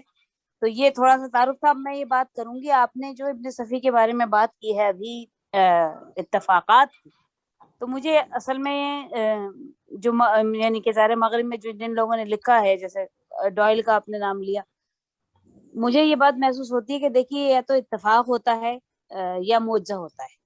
دونوں چیزیں، معجزہ تو ظاہر مافوق الفطری ہوتا ہے، لیکن اتفاق یہ کہ قدرت مطلب یہ کہ اس وقت کوئی بات ایسی ہو جاتی ہے جس کا امکان نہیں ہوتا. اور مجھے یہ محسوس ہوا یہ نقطہ اس میں کہ اس کی ایک وجہ یہ بھی تھی کہ ابن صفی جس معاشرے میں لکھ رہے تھے یا جس معاشرے کے لیے لکھ رہے تھے، یہ چیز ہمیں فلموں میں بھی نظر آتی ہے اتفاق ہونے کی وجہ سے، اور ڈوئل جس معاشرے میں لکھ رہے تھے ان دونوں میں بڑا فرق تھا. ویسے آپ نے کوئی تقابل نہیں کیا ہے، اور دیکھیے وہ ایک ایسا معاشرہ تھا جو کہ سیکولرزم کو قبول کر چکا تھا اور معجزے کو اپنی زندگی سے نکال چکا تھا. مطلب ایک معجزے کے امکان کو عدم میں کم از کم نکال چکا تھا، اور ظاہر ہے اسی لیے اتفاق کے امکان کو بھی نکال چکا تھا. اور ظاہر جیسے آپ نے کہا کہ یہ ایک جھول ہے ان کی، یا یہ کہ کہہ لیجیے کہ ظاہر دونوں طرف کے پہلو دیکھنا پڑتے ہیں جب کسی کا محاکمہ کیا جائے. تو یہ مجھے محسوس ہوا کہ شاید یہ شاید فرق اسی وجہ سے ہے، یعنی یہاں پہ جو ناول لکھے گئے اور پاکستان میں جو ناول لکھے گئے، شاید یہی وجہ تھی. بس میں اتنا ہی کہنا چاہوں. آپ صحیح کہہ رہی ہیں، لیکن میں بار بار کہہ رہی ہوں کہ ابن صفی پہ کیونکہ داستانوں کے اثرات بہت گہرے تھے. ابن صفی کی جس معاشرے میں تربیت ہوئی اور خود جس علمی ادبی ماحول میں ان کی تربیت ہوئی، 7 سال کی عمر میں طلسم ہوشبہ کی 7 جلدیں ختم کر لی تھی. تو اس کے اثرات میں اب داستانوں میں تو اتفاقات اور معجزے ہی ہوتے رہتے ہیں. جی ان کے جاسوسی ناولز میں نے جب یہ کہا طلسم ہوشبہ کے بڑے گہرے اثرات ہیں، تو اس کا مقصد یہ ہے कि तिलिस्म होशरुबा के तो बास इक़्तिबासात और टुकड़े भी आप देख लीजिए, जब आप पढ़ती हैं हमीद किसी की थरीसा की कैद में जाता है तो वहाँ पर जो माहौल हमें वो जो मंजर कशी है या जो मुकालमे वो हमें बिल्कुल उसी तिलिस्म होशरुबा के माहौल में ले जाते हैं। तो इसी तरह इत्तफाकात का भी जो दखल है बार बार इब्न सफ़ी के नॉवल में, ये उसी चीज के असरात हैं जो कि जासूसी नॉवेल्स की खामी है। जी बिल्कुल सूरों पर नहीं परख रहे हैं इब्न सफ़ी के नॉवेल्स को, लेकिन बहरहाल जासूसी नॉवेल्स की टेक्निक में जो खूबी है वो खूबी हमने उसे भी बयान किया। इब्न सफ़ी को आज तक सबसे ज्यादा नुकसान पहुंचा, पता है किस बात से पहुंचा? कि उनके नाक़दीन ने उनको मुस्लाह अदब कह दिया, उनके नाक़दीन ने उन्हें मुबल्लिग़ कह दिया, उनके नाक़दीन उन्हें क्या इक़बाल से मिला रहे हैं, उनके नाक़दीन उन्हें इस्लाही अदब का अलमबरदार कह रहे हैं। लेकिन उनके नाक़दीन ने आज तक, क्योंकि उनके नाक़िद थे ही नहीं, वो उनके अक़ीदतमंद थे। नाक़िद और अक़ीदतमंद होने में बड़ा फ़र्क है। बिल्कुल। इब्न सफ़ी पर आज तक 22 से ज्यादा किताबें लिखी जा चुकी हैं, लेकिन अफसोस कि उनके नॉवलों के इक़्तिबासात उसमें शामिल कर दिए गए या कोई इस्लाही पहलू शामिल कर दिया गया। उनके अदबी मकाम और मर्तबे को आप देख रहे हैं। मैं कहती हूँ कि अदबी मकाम और मर्तबे से गर्ज नहीं, हमें गर्ज ये है कि इब्न सफ़ी की तमाम तर शोहरत जासूसी नॉवल से है। तो इब्न सफ़ी के जासूसी नॉवल फन पर किस हद तक पूरे उतरते हैं, हमें ये तजज़िया करना है। राशिद अशरफ ने इब्न सफ़ी की बाज़ियाबती, मैं राशिद अशरफ को इब्न सफ़ी का हाली कहती हूँ, मगर अफसोस के राशिद अशरफ ने भी मुदल्लल मद्दाही की है। तो इस चीज से भी इब्न सफ़ी को नुकसान पहुंचा है। अब जरूरत इस बात की थी कि इब्न सफ़ी को उर्दू जासूसी नॉवेल्स के टेक्निक वज़ा करके उस मयार पे परखा जाता, और मेरी कोशिश यही थी। जी नहीं, बहुत खूब, बहुत अच्छी कोशिश थी आपकी। मोहतरमा शबनम अमान साहिबा, हाली ने भी तो सिर्फ गालिब की मद्दाही की है, उन पे कौन सी तनकीद की है? जी बाहर तलमीज़ बानी साहिबा, आपसे आपने बिल्कुल निशानदेही दुरुस्त की कि तारुफ नहीं हो सका था, और ये मेरी कोताही थी। मैं डॉक्टर शबनम अमान साहिबा से भी माज़रत ख़्वाह हूँ। हालांकि मेरा इरादा था कि पहले मुख्तसर सा तारुफ करूँगा, तो आपने थोड़ी सी बात कर दी है। दूसरी बात, इनकी तारुफ ये भी है कि ये असिस्टेंट प्रोफेसर हैं और ये सदर हैं शोबा उर्दू की government degree college for women Nazimabad Karachi में। तो ये इनका मुख्तसर तारुफ है, और बहुत बहुत शुक्रिया तलमीज़ बहन, आपने इन्हीं किताबों के बारे में भी हमें बताया। तो जो सिलसिला आप जिन तरतीब से लोगों ने आज हमें ज्वाइन किया था, उसके हिसाब से अगला नाम बलीग भाई का है। बलीग भाई, अगर आप कुछ बात करना चाहते हैं आज के मौजू पे या कुछ सवाल करना चाहते हैं। अस्सलाम वालेकुम सबको। बहुत बहुत शबनम अमान साहबा, बहुत बहुत शुक्रिया आपका। इतना तहकीकी मेयार इतना बुलंद। पहले 5 मिनट तो मैं समझा जैसे तिलमीज़ बहन हमारी जब किसी मौजू पे गुफ्तगू फरमाती है ना, तो मुझे ऐसा लग रहा था जैसे आप बिल्कुल वैसे ही अंदाज में मुझे। और फिर मैं ये सवाल भी पूछना चाहता हूँ, आप दोनों क्या हम जमात तो नहीं है जो तहकीक का मेयार इतना बुलंद है आपका? और एक तबसरा है मेरे आपके मकाले को पढ़ने के बाद, क्या जासूसी अदब के अंदर इश्तियाक अहमद के ऊपर आपने तबसरा क्यों नहीं किया? Inspector Jamshed series, inspector Kamran Mirza series, inspector और शौकी ब्रादरान, वो भी तो एक बहुत अहम हमारे सिलसिला रहा हमारे जासूसी अदब का। तो इस हवाले से आपकी क्या राय, मैं ये जानना चाहता हूँ। और आखिर में फिर उर्दू घर डैलस की तरफ से, अहबाब डैलस की तरफ से आपका बहुत ममनून और मशकूर हूँ। आज आपने हम सबको वक्त दिया और बहुत ही मालूमात अफजा आपका जो है मुखाला था। बहुत बहुत शुक्रिया। अस्सलाम वालेकुम रहमतुल्लाह। अगर मैं बच्चों के जासूसी नॉवेल्स निगार का जिक्र कर रही होती तो मैं जरूर इश्तियाक अहमद का जिक्र करती, लेकिन अफसोस कि इश्तियाक अहमद ने इंस्पेक्टर जमशेद सीरीज वो बच्चों के लिए इस्लाही तौर से उन्होंने बच्चों के किरदार साजी के लिए शुरू की है, अगर आप देखें तो इसलिए उनका जिक्र होने से रह गया। लेकिन हो सकता है कि आइंदा उनका जिक्र दूसरी किताबों में शामिल कर दिया जाए। इतने तवील, चूंकि आपके पास मुख्तसर वक्त था तो इसमें मैंने जिक्र नहीं किया, और इस जिक्र ना करने की वजह भी यही थी कि एक मेरे जहन में एक बात यह है کہ اردو جاسوسی ناولز جو بچوں کے لیے لکھے جا رہے ہیں اس کا ایک علیحدہ سے ذکر کیا جائے گا. اچھا، تو اب تو جاسوسی ادب کو ہم یہ کہہ سکتے ہیں کہ سینئر احباب کے لیے اور جونیئر احباب کے لیے کہہ سکتے ہیں اس طرح. جی ہاں بالکل آپ اس طرح کہہ سکتے ہیں. اب ابن عاص ہیں اس وقت جاسوسی ناولز لکھ رہے ہیں لیکن وہ بچوں کے لیے لکھتے ہیں. اچھا چلیں، بہت شکریہ بہت شکریہ. بھلے بھائی بہت بہت شکریہ. اس کے بعد نمبر تو صوفیہ ضمیر صاحبہ کا ہے لیکن انہوں نے میسج بھیجا ہے کہ وہ آج سوال نہیں پوچھ پائیں گی، لہٰذا میں ڈاکٹر سمیرہ بشیر صاحبہ آپ سے گزارش کروں گا اگر آپ کچھ بات کرنا چاہتی ہیں. ڈاکٹر سمیرہ بشیر صاحبہ. السلام علیکم. میں تو بس ان کو مبارک دینا چاہ رہی ہوں، اور پہلے بھی میں نے ذکر کیا تھا ان کے سیمینار ہوتے رہے یا میرے سے ڈسکس کرتی رہی ہیں، تو جو نئے انہوں نے طرح سے سمجھے کہ جس طرح ہمارا دھیان نہیں جاتا، جس طرح سے انہوں نے جس ترتیب سے اس کو بتایا کہ کیا کیا اس میں وسعت ہے ان کی ناولوں میں. صرف جاسوسی بھی یہی نہیں کہ عموماً جو ہم سبھی اپنے اشتیاق احمد عمران سیریز وغیرہ کی بات کی تو بچپن میں ہم نے بھی پڑھا تھا، اور ذرا کہ اتنی اس میں وسعت کی علمیت نہیں تھی، محض یہ تھا کہ تجسس والا جیسے داستانوں میں ہوتا ہے. اور لیکن انہوں نے ذرا کہ اس میں بتایا علمیت کیا تھی، اس میں سائنسی معلومات کیا تھی، اور پھر فیمنزم کا بتایا. ایک پوری جو ایک کہتے ہیں علم کا جیسے کہتے ہیں دائرہ بڑا وسیع ہے. تو یہ انہوں نے ایک طرح سے ہمیں معلومات فراہم ہوئی ہمیں شبنم امان کے لیکچر سے، یا انشاءاللہ جب ان کا تھیسس پبلش ہوگا تو بہت سے لوگ مستفید ہوں گے. اور سوال تو میں نہیں کر سکتی، بس ان کو میں شاباشی دے سکتی ہوں، اور بس یہی کہنا. بہت شکریہ. اور شبنم دو بات، ایک ضروری ذکر جو رہ گیا تھا، اگر اجازت ہو تو میں کہوں کہ اس وقت ہم ابھی کورونائی عہد سے گزر رہے ہیں. تو ابن صفی کا ناول اگر وبائی ہجان آپ نے پڑھا ہو، تلمیذ میں آپ سے بالخصوص مخاطب ہوں کہ وبائی ہجان آپ پڑھیں اور اس کی منظر کشی دیکھیے. اچھا. ابن صفی کا ایک جملہ میں اگر ابھی آپ کوٹیشن میں آپ کو دے نہیں سکتی ہوں، میرے پاس کتاب نہیں، لیکن انہوں نے یہ لکھا تھا کہ اس ویکسین کی آڑ میں ایک وبائی ہجان میں ایک ڈاکٹر سانگلو تھا، بیکٹیریالوجسٹ جو تھا، جس نے وبا پھیلائی تھی، اور وہ وبا بھی ایسی تھی جس سے انسان کچھ نزلہ زکام اس میں مبتلا ہو جاتا تھا اور پھر اس کے بعد وہ پاگل پن کی طرف آ جاتا تھا.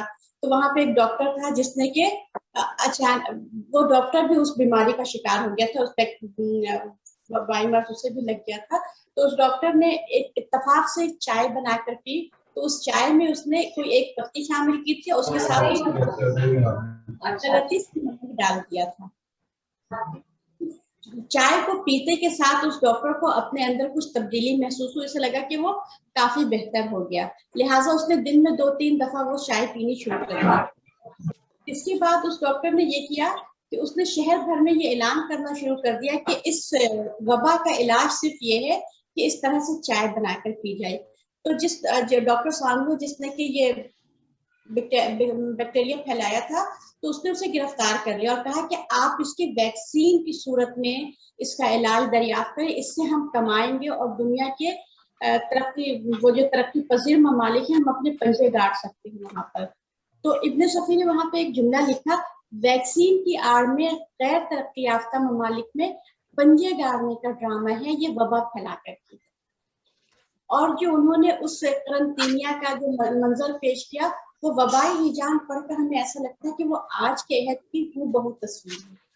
اسی طرح انہوں نے پرنس وحشی ایک ناول لکھا تھا، پرنس وحشی ناول پڑھ لیجئے اور سانحہ ساہیوال کو دیکھ لیجئے. پرنس وحشی کی جو ابتدائی جملہ ہے، ایک بچہ خون میں لتھڑا ہوا ہے اور وہ اپنی ماں کی لاش پہ بیٹھا انگوٹھا چوس رہا ہے، وہ اس بات سے بے خبر ہے کہ اس کی انگلی کے انگوٹھے میں ماں کا خون لگا ہوا ہے، لیکن پولیس نے طاقت کے نشے میں اس کی بے گناہ ماں کو اس لیے مار دیا کہ وہ اسے مجرم سمجھتا. یہ اس ناول کا ابتدائی جملہ ہے. اب آپ سانحہ ساہیوال کی طرف آ جائیے اور سانحہ ساہیوال کو دیکھیے کہ وہاں کیا ہوتا ہے. تو ابن صفی کو میں سمجھتی ہوں کہ سعادت حسن منٹو کے برابر کے ناول نگار تھے. سعادت حسن منٹو کی قلم میں کیا کہتے ہیں لہجے میں بہت کاٹ تھی. ابن صفی نے انہی موضوعات کو بہت دھیمے انداز میں پیش کیا. پرمود کا کردار دیکھ لیں آپ, جس نے معاشرتی ناانصافی, جس کے والدین اسے سزا دیتے ہیں اور اس نے پھر کیا کیا, معاشرے سے انتقام لینے کے لیے, کیونکہ باپ نے بچپن میں اس کے کان کاٹ دیے تھے, اس نے معاشرے سے انتقام لینے کے لیے اپنے دانت تک زہریلے کروا لیے. اسی طرح سے بیچارہ ری کا آپ وہ ناول پڑھیے جس میں سنتوش کا کردار ہے. سنتوش معلمی سے بردہ فروشی تک آ جاتا ہے. آج ہمارے معاشرے میں معلم کا کردار دیکھ لیجئے اور سنتوش کمار کا کردار دیکھ لیجئے. تو ابن صفی نے معاشرے کی ہو بہو عکاسی کی ہے. جس طرح منٹو نے بہت متنازع موضوعات کو لیا ہے, اسی طرح ابن صفی نے ان موضوعات پہ قلم اٹھایا ہے. لیکن ابن صفی نے کیا حسرت نے عشق پردہ نشی متعارف کروایا اور ابن صفی نے جن سے پردہ نشی متعارف کروایا.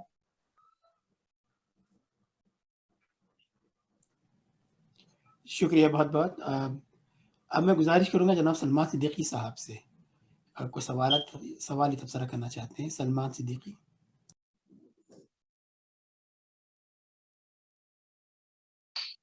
جی حاضرین محفل کو آداب. سب سے پہلے تو ڈاکٹر شبنم آپ کا بہت بہت شکریہ.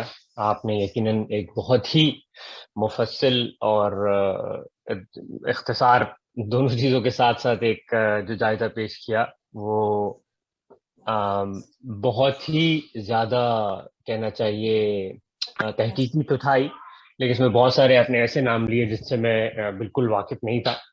ہم لوگ جو 90s کی جنریشن ہے ان کو تو صرف ابن صفی کا ہی نام سننے میں آیا زیادہ تر, کیونکہ جو محلے کی لائبریریز سے جو ہم کتاب لے کے آتے تھے ان میں ابن صفی, ان میں رینکنگ بنی ہوئی تھی. جو ذرا مشکل اردو پڑھنا چاہتے تھے وہ ابن صفی پڑھتے تھے, جو سب سے آسان پڑھنا چاہتے تھے وہ اشتیاق احمد پڑھتے تھے. لیکن ایک جو آبویسلی بڑا پلس تھا یہ تھا کہ پڑھتے سب لوگ تھے. تو ان لوگوں کی بہت زیادہ خدمت ہے. اچھا, میرا سوال ہے جن کا آپ نے بہت ضمنی سا ذکر کیا, مگر میں سوال اس لیے پوچھ رہا ہوں کیونکہ انہوں نے ٹھیک ہے معیار شاید ان کا وہ نہ ہو جو کہ باقی لوگوں کا ہے, لیکن پھر بھی میں جاننا چاہوں گا کہ ان کی آپ کی نظر میں کوئی بھی کنٹریبیوشن ہے کہ نہیں ہے. مظہر کلیم ایم اے کی جو کتابیں ہیں جنہوں نے ابن صفی کی کردار لے کے اپنی ناول تخلیق کیے سارے, اور ایم اے راحت کا بھی نام آتا ہے اس سلسلے میں, تو آپ کی نظر میں ان دونوں نے کچھ بھی کنٹریبیوٹ کیا ہے کہ صرف ان کا بس یہ صرف نقالی تک ہی رہ گئے اور اپنا اسٹائل یا اپنی آواز کو ایسے منفرد ڈیولپ نہیں کر سکے؟ کیونکہ ان کے ریڈرز تو ان کے بھی بہت تھے. میرے جاننے والوں میں, میرے دوستوں میں بے شمار لوگ تھے جو ان کو بنسبت زیادہ پسند کرتے تھے. تو بس میں پوچھنا چاہوں گا کہ M a Rahat, Mazhar claim, I think اس طرح کے ایک دو نام اور تھے جو کہ کم سننے میں آتے تھے لیکن لکھتے وہ بھی بہت تھے. ان کے بارے میں آپ کیا کہیں گے؟ شکریہ. مظہر کلیم کے بارے میں نے خود اپنے ذاتی طور سے جو باقاعدہ تحقیق کی, آپ یقین کیجیے گا کہ ایکسپو میں جب عالمی کتب میلہ لگتا تھا تو میں وہاں پر جہاں جاسوسی ناولز بکتے تھے میں وہاں جا کر کھڑی ہوتی تھی, اور میں باقاعدہ وہاں جاسوسی کتابوں کے جو پبلشر تھے ان سے میں ریڈنگ لیا کرتی تھی, ان کے حساب کتاب لیا کرتی تھی کہ ابن صفی کے قارئین زیادہ ہیں یا مظہر کلیم کے. حیرت انگیز طور سے مظہر کلیم کے قاری زیادہ ہیں اس وقت, کیونکہ ابن صفی کے ناولز کی اشاعت دوبارہ ہو رہی. مظہر کلیم تو ابھی تک لکھ رہے تھے لیکن مظہر کلیم نے ابن صفی کے عمران کو زندہ رکھا. میں نے اپنی گفتگو میں یہ بات کہی تھی کہ بے شک مظہر کلیم نے عمران کا کردار ان کا اپنا نہیں تھا, اور عمران کے کردار کی نقالی کی وجہ بھی یہ تھی, ابن صفی کی خود اپنی ایک خامی تھی کہ عمران کے کردار کو انہوں نے حماقت کے فلسفے میں ڈھال دیا. حماقت کو بھی انہوں نے ایک مکمل فلسفہ بنا کر پیش کیا, لیکن ایک اتنے بڑے سراغ رسا کو جو بین الاقوامی جرائم, بین الاقوامی تنظیموں سے جا کر کے ٹکرا رہا ہے, اس کا کردار آپ نے وجودی بنا دیا. اس کردار کی نقالی آسان ہو گئی. فریدی کے کردار کو کوئی کیوں نہیں, کسی ناول نگار نے کیوں نہیں ہاتھ لگایا؟ اس لیے کہ ابن صفی نے اپنی تمام توجہ فریدی کے کردار پر دی تھی. وہ خود یہ کہتے تھے کہ جاسوسی دنیا کے ناولز لکھنے میں انہیں وقت لگتا تھا جبکہ عمران سیریز پہ وہ بہت بآسانی لکھ لیا کرتے تھے. تو عمران کے کردار کی نقالی تمام جاسوسی ناولز نگار دی کی. مظہر کلیم کے موضوعات فی زمانہ، چونکہ مظہر کلیم اب تک لکھ رہے تھے اور ابن صفی کا عہد تو کیا کہتے ہیں 1982 میں ابن صفی کی وفات ہو چکی تھی. 1982 کے بعد سے دیکھ لیجیے آپ زمانہ کتنی ترقی کر گیا. تو وہ تمام موضوعات ان کے یہاں تھے، لیکن ایک زبان و بیان جو ہوتا ہے، ایک کردار نگاری جو ہوتی ہے، مظہر کلیم کے یہاں ہمیں یہ چیز نظر نہیں آتی ہے. بلا شبہ انہوں نے اپنے بین الاقوامی جرائم کو پیش کیا. بین الاقوامی جرائم کو تو ابن صفی نے عمران سیریز میں پیش کر دیا تھا. مظہر کلیم نے سائنسی موضوعات کو نہیں لیا اتنا، اور وہ سائنسی جو اگر وہ ابن صفی کے آپ سائنس فکشن کو دیکھتے ہیں تو ابن صفی کا سائنس فکشن، انہوں نے جو بنکر بسٹر، چمکیلا غبار میں جو لاس کی نظام پیش کیا، اسی طرح سے انہوں نے کنفیشس شیئر پیش کی، انہوں نے اس کی منطقی توجیہ پیش کی.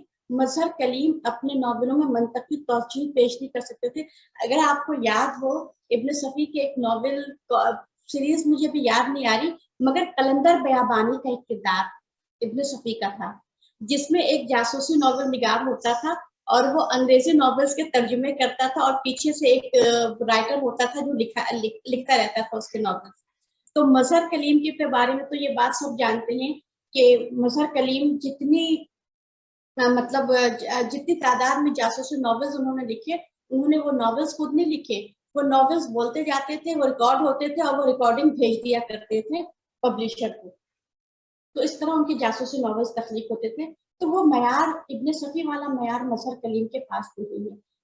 نئی نسل مظہر کلیم کے نام سے واقف ضرور، کیونکہ کچھ نہیں مل رہا ہے تو اس لیے وہ مظہر کلیم کو پڑھ رہے ہیں. لیکن ابن صفی کو میں اردو جاسوسی ناول کا پریم چند کہتی ہوں. ابن صفی سے آگے اردو جاسوسی ناولز کو کوئی بھی دوسرا جاسوسی ناول نگار نہیں لے کر جا سکا.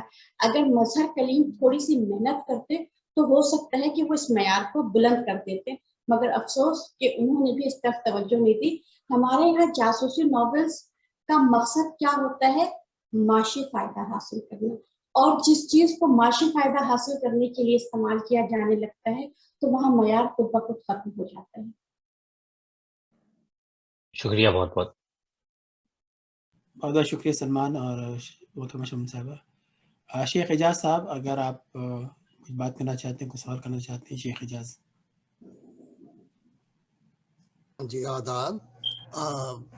میں اتنا آج متاثر ہوا آقا شبنم امان صاحب کا، میں بڑا مشکور ہوں کہ مجھے 60-65 سال پیچھے لے گئی ہیں، جب کہ مجھے جنون ہوتا تھا عمران سیریز پڑھنے کا. ابن صفی تو خیر نام بہت ہوا ہے، لیکن جو ہم نے کوئی سیریز عام طور پہ نہیں چھوڑی جو غیر معروف لوگ بھی لکھتے تھے. اور اس میں دیکھا یہ ہے کہ جی کسی نے بھی عمران کو کوئی نام نہیں چینج کیا. عمران میں عمران سیریز ہے اور X2 اور ایک اور نام میں بھول رہا ہوں جو کہ عمران کو ریپرزینٹ کر، جب عمران صاحب نہیں ہوتے تھے تو وہ عمران کا کردار ادا کرتے تھے، وہ میں نام بھول رہا ہوں. تو بہرحال وہ ایک جنون تھا، ایک شوق تھا جو ہم نے اس کو دیکھا. میرے کچھ 2 سوال ہیں اس معاملے میں. ایک سوال یہ ہے کہ غیر معروف لوگ اس میں کیوں آ گئے عمران سیریز میں؟ کیا آسان بہت ہے لکھنا، یہ وجہ؟ اور دوسرا سوال یہ ہے کہ آپ نے ابھی فرمایا کہ حضرت عمر فاروق نے ایک نظام قائم کیا تھا جاسوسی کا، لیکن سوال یہ ہے کہ قرآن تو کہہ رہا ہے لا تجسسو، کہ یہ جاسوسی مت کرو. تو یہ 2 سوال کا مجھے جواب چاہیے. بہت شکریہ. آپ کی بات بالکل درست ہے کہ حضرت عمر نے احداث شرطہ کا محکمہ قائم کیا تھا. جاسوسی اپنی نظام، دیکھیے قرآن میں تجسس کرنے کے لیے کس لیے منع کیا گیا؟ کسی کے کردار کے بارے میں، کہ ہم کسی کے کردار کی خامی ڈھونڈ رہے ہیں. لیکن سلطنت کے استحکام کے لیے، دشمن پہ نظر رکھنے کے لیے کیا رسول اللہ نے اپنے صحابہ کرام کو تیار نہیں کیا کہ دشمن کی کیا تیاری ہے؟ اگر وہ اس سے بے خبر رہیں گے تو وہ اپنا دفاع کس طرح کریں گے؟ لا تجسس، जो कुरान में तजस्सुस करने से मना किया गया है वो इंसानी किरदार की तोहमत की वजह से मना किया गया है, किसी की ग़ीबत की वजह से मना किया गया है, सल्तनत के लिए नहीं मना किया गया है, दुश्मनों पर नजर रखने के लिए नहीं मना किया गया है। दुश्मनों की हर हरकत से आप बाखबर रहेंगे तो उसका मुकाबला कर सकेंगे। और दूसरा सवाल आपका ये था इमरान के बारे में गालिबन, कि इमरान के लिए गैर मारूफ लिखने वाले क्यों मैदान में आ गए। क्योंकि इब्न सफ़ी जब 3 साल तक उनकी याददाश्त खत्म हो गई थी, शिज़ोफ्रेनिया के मर्ज का शिकार हो गए थे, तो उस वक्त उनके नकालों का एक इब्न सफ़ी का मशरूम निकल आया था। एन सफ़ी, नजमा सफ़ी, बदनाम रफ़ी, ना जाने कितने सफ़ी आ गए थे। तो उन्होंने तो अपने नामों में एक एक नुक्ते की हेर फेर से इब्न सफ़ी बनने की कोशिश की। अब आप ये देखिए, वो मुसन्निफ जो कि अपने असल नाम से लिखने की सलाहियत नहीं रखते हैं, वो कोई किरदार जो जिनका अपना ही किरदार नहीं है, वो क्या कोई किरदार तख्लीक कर सकते हैं।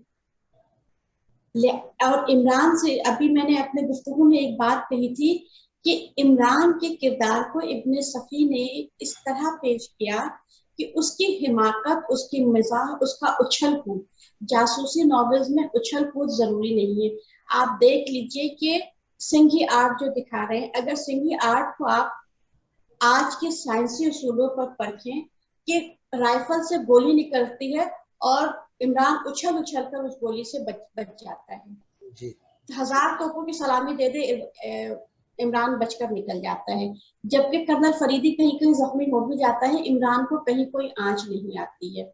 इमरान X2 भी है, इमरान हर जगह हिमाकत भी कर रहा है, इमरान में इतनी सारी सलाहियतें हैं, लेकिन इब्न सफ़ी ने उन तमाम चीजों को एक अहमकाना पर्दे में बयान किया। इसलिए इमरान का किरदार लोगों ने बहुत जल्दी तख्लीक करने की कोशिश की, और इमरान के किरदार पर ही नॉवेल लिखने की वजह ये थी कि इमरान का वो किरदार, इब्न सफ़ी की जासूसी दुनिया को आप पढ़ें, इब्न सफ़ी की जासूसी दुनिया के मौज़ूआत जितने मजबूत मौज़ूआत हैं और जितने मुतनव्वो मौज़ूआत हैं, वो माशरे की जड़ में फैले हुए मौज़ूआत हैं, जबकि इमरान सीरीज में वो मौज़ूआत नहीं है। उन्होंने ज़ीरो लैंड का पूरा तस्वुर दिया।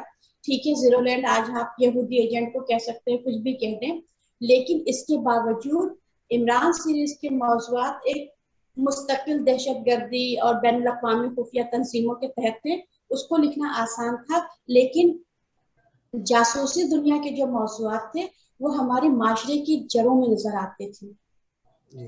रोशी का किरदार आप देखिए, या नीलम का किरदार देखिए, ये खवातीन के, लेडी तनवीर का किरदार देखिए आप जासूसी दुनिया में, मडोंगा का किरदार देखिए, कतारिया का किरदार देखिए, नामिता का किरदार देखिए, ये वो किरदार हैं जो मजबूत किरदार थे। इमरान सीरीज में आपको ऐसे किरदार नजर नहीं आएंगे। बहुत शुक्रिया। बहुत बहुत शुक्रिया। अब मैं जनाब आगे बढ़ता हूं, और अब मैं तारिक तौहीद भाई आपसे गुजारिश करूंगा अगर कोई सवाल करना हो आपको। तारिक तौहीद भाई, अपने आप को अनम्यूट करके बात कर लें। जी, अस्सलाम वालेकुम। बहुत बहुत शुक्रिया। और मैंने शबनम अवान साहबा का मकाला सुना, माशाल्लाह बड़ी अच्छी तहकीक है और बहुत सारी मालूमात हमें मिली जो मैं नहीं जानता था। मैंने अपने बचपन में से लेकर के जितनी भी हमीदी फरीदी की सीरीज थी वो पूरी ख़त्म की, इमरान की पूरी सीरीज ख़त्म की। इसमें कोई शक नहीं कि इब्न सफ़ी जैसे लिखने वाला न पैदा हुआ है न पैदा होगा।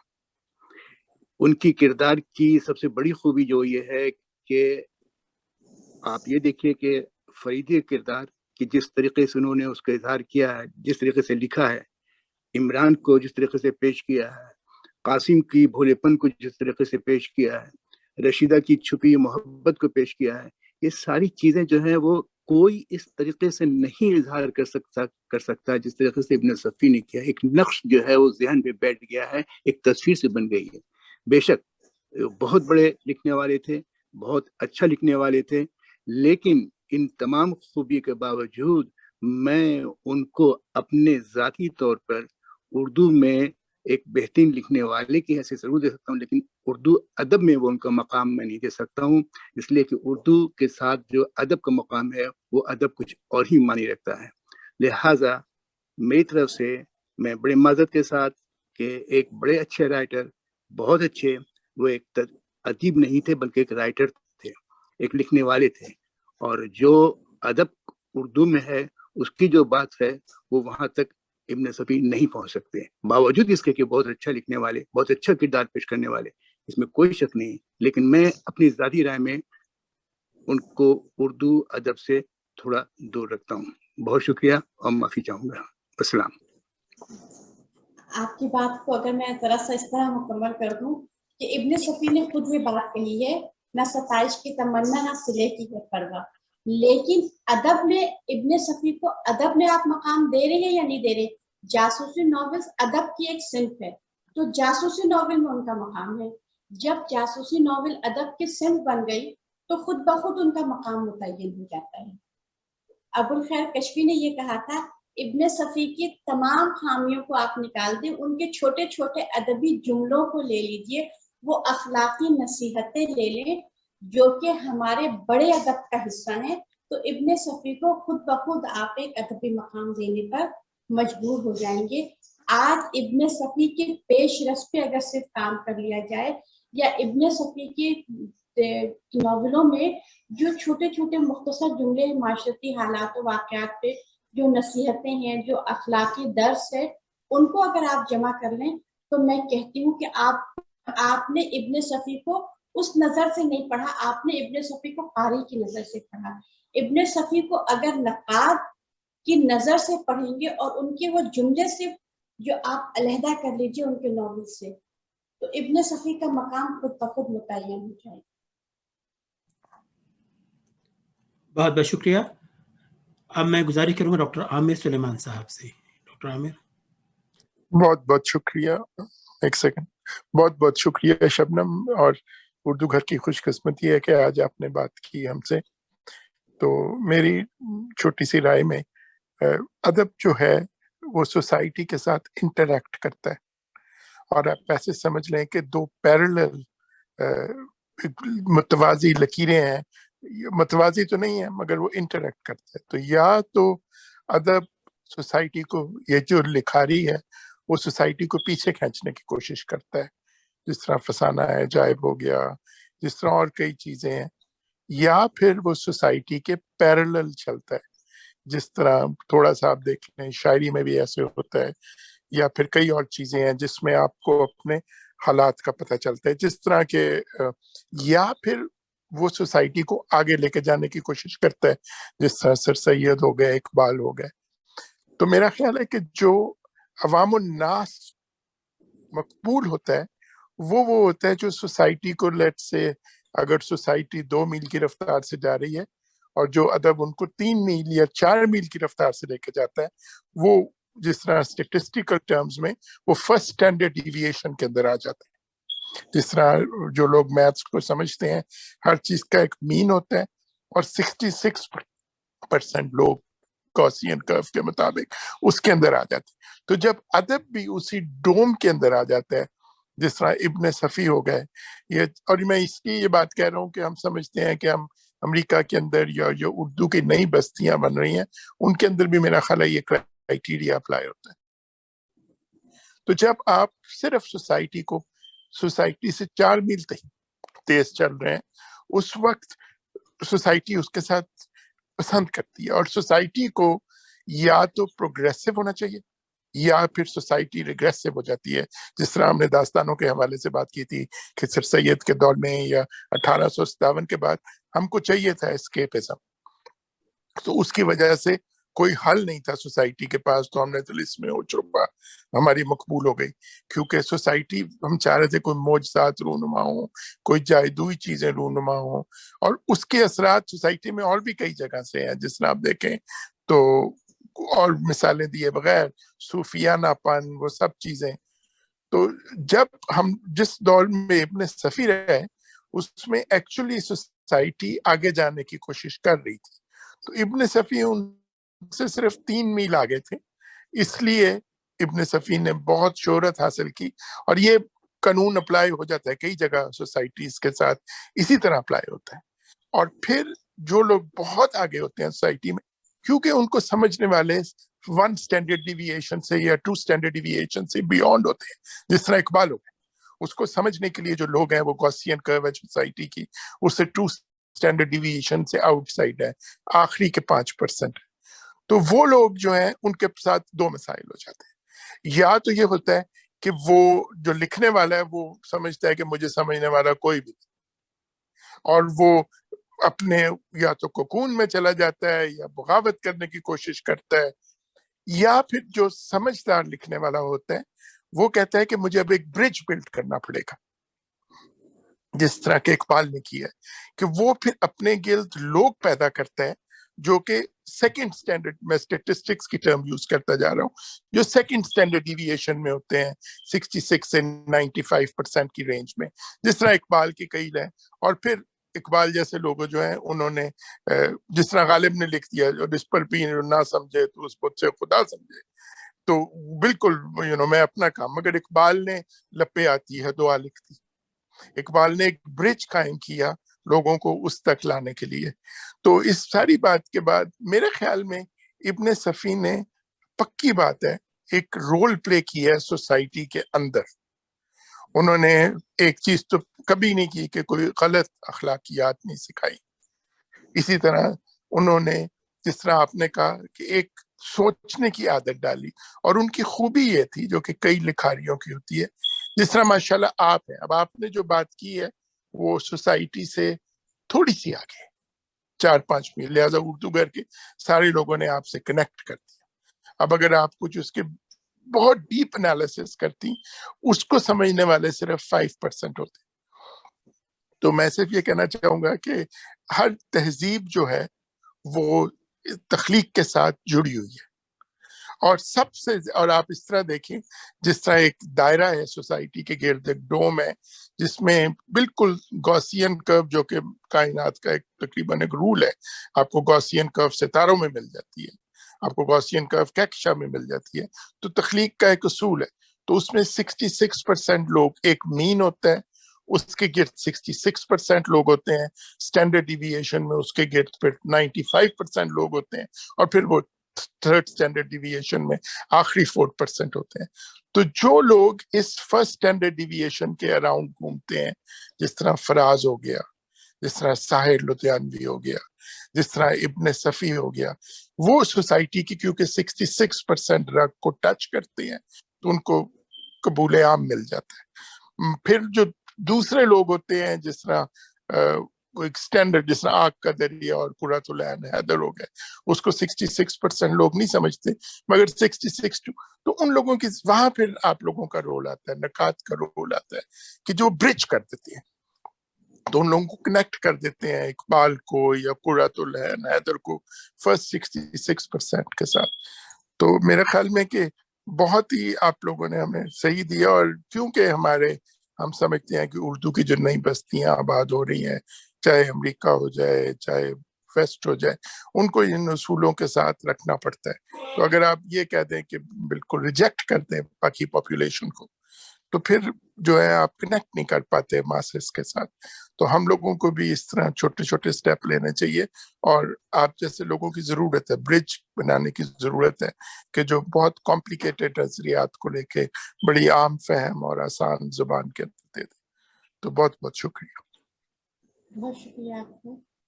और एक बात मैं और कहना चाहूंगी, इब्ने सफ़ी की सबसे बड़ी खूबी जो है, इब्ने सफ़ी ने मुस्तकबिल की राह दिखाई थी माशरे को। इब्ने सफ़ी ने मतलब जो अपने नॉवेलों में मगरबी तहजीब को पेश किया, वो चूंकि वो जासूसी नॉवेल्स के तकाजे थे, उन मौज़ूआत के तकाजे थे कि वो शराब भी पेश कर रहे, शबाब भी पेश कर रहे, जिन्स भी पेश कर रहे, लेकिन वो उसके साथ साथ उसके मुज़िर असरात भी पेश करते थे।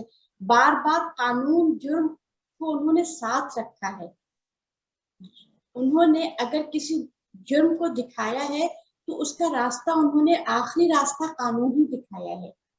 कि और बात है कि पब्लिशर के तकाज़ों के तहत उनका सिंघी और इमरान का रिश्ता है, आप देखिए, या इमरान और थरीसा के रिश्ते को देख लीजिए। चाहते तो थरीसा इमरान को मार देते, इमरान चाहते तो थरीसा को गिरफ्तार कर लेते, लेकिन दोनों के रूमानी रिश्ते को इब्ने सफ़ी ने एक क्या कहते हैं सवालिया निशान पे छोड़ दिया। इंसान इंसान है, इमरान भी इंसान ही था, उसके दिल में थ्रेसा गिरी क्या है आज तक तारीफ पूछते हैं। सोसाइटी की ग्रास्प में था, तो एक ऐसा मुस्तकबिल ड्रॉ किया जो कि लोग 66% लोग अपने ज़हन में खींच सकते थे। तो वही बात, तो अगर वो ऐसा मुस्तकबिल आ जाता जो कि लोग नहीं खींच सकते, उसको कॉम्प्रिहेंड नहीं कर सकती पॉपुलेशन, तो फिर आप अदब के अंदर अदब के दायरे में आने लग जाते हैं, मगर फिर आप मकबूलियत के दायरे में नहीं रहते, जो कि एक ट्रेड ऑफ। जी, लेकिन एक बात जो मैं महसूस करती हूँ कि हिंदुस्तान में अगर आज उर्दू जबान जिंदा है तो वो फिल्मी गीतों की वजह से जिंदा है। बिल्कुल, यश चोपड़ा और जिन लोगों की कंट्रीब्यूशन, बिल्कुल। तो चलिए जबान आम अदब की वजह से रहती है। चलिए आमिर भाई, बहुत बहुत शुक्रिया। अब मैं गुजारिश करूँगा जनाब उज़ैर सैयद साहब से, काफ़ी तहम्मुल से बैठे हुए हैं उज़ैर भाई। अस्सलाम वालेकुम, आदाब। मैंने देर से ज्वाइन की, बलीग भाई ने लिंक काफ़ी देर से भेजा था। मतलब तनकीद और तबसरे की तो ना मेरे अंदर इल्मी सलाहियत है, ना जहनी वसत है, तो वो तो नहीं करूँगा। एक तो सवालात थे। एक पहला सवाल तो ये था कि इब्न सफ़ी के नावल्स में मैं जासूसी दुनिया का ज़्यादा फ़ैन था, अमूमन वही पढ़ा करता था, बहुत कम इमरान सीरीज़ को पढ़ा। अमूमन उर्दू जासूसी नावल जो हैं उनकी इब्तिदा और इंतहाई इब्न सफ़ी को हो जाती है। बहुत शुक्रगुजार हूँ कि आपने मुकम्मल अहाता किया और तमाम तफसीलात से आगाह किया, वो भी चीज़ें जो हमारे इल्म में नहीं थी, जो हमने नहीं पढ़ी हुई थी। प्लॉट के झोल तो अमूमन इब्न सफ़ी के नावलों में नहीं हुआ करते थे, पर एक चीज़ जो मैंने महसूस की वो ये थी कि उसमें कुछ अप्रोप्रिएशंस हुआ करती थी। जैसे उन्होंने एक अपने विलन का नाम संघी रखा और उसे चाइनीज जाहिर किया जबकि नाम कोरियन था। अब हम कह सकते हैं कि उस जमाने में दुनिया इतनी ज्यादा जुड़ी हुई नहीं थी, लोग फर्क महसूस नहीं कर सकते। हमें भी ये फर्क उस जमाने में महसूस नहीं हुआ, बहुत बाद में अभी कुछ साल पहले दोबारा पढ़ रहा था तो एहसास हुआ ये तो कोरियन नाम है। अच्छा, दूसरी बात, अक्सर अवकात खैर वो फरागदिली के साथ इस तरह की चीज़ों को अगर कोई खारी पॉइंट करता तो अपने दिबाचे में अगले नावल के लाजमन शेयर कर लिया करते थे।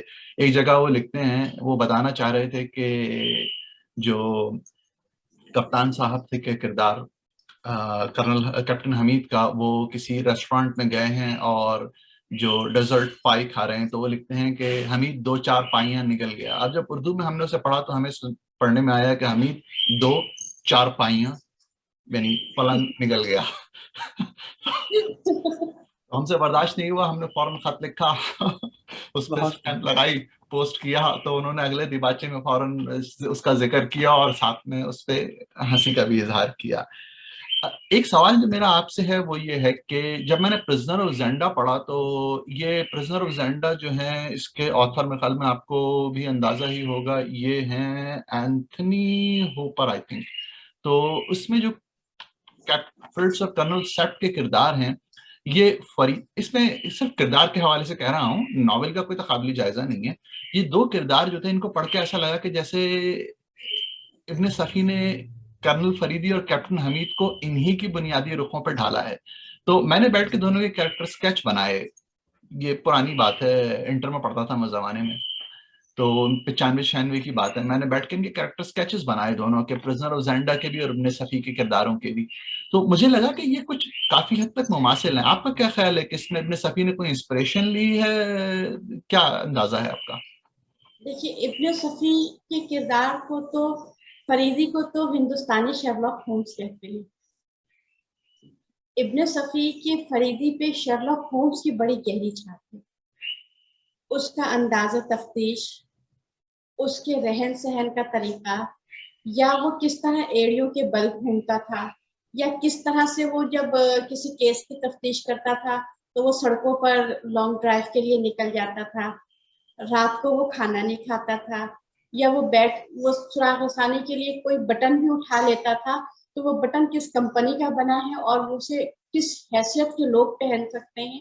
तो इब्न सफ़ी के फरीदी पे तो शर्लॉक होम्स की छाप है।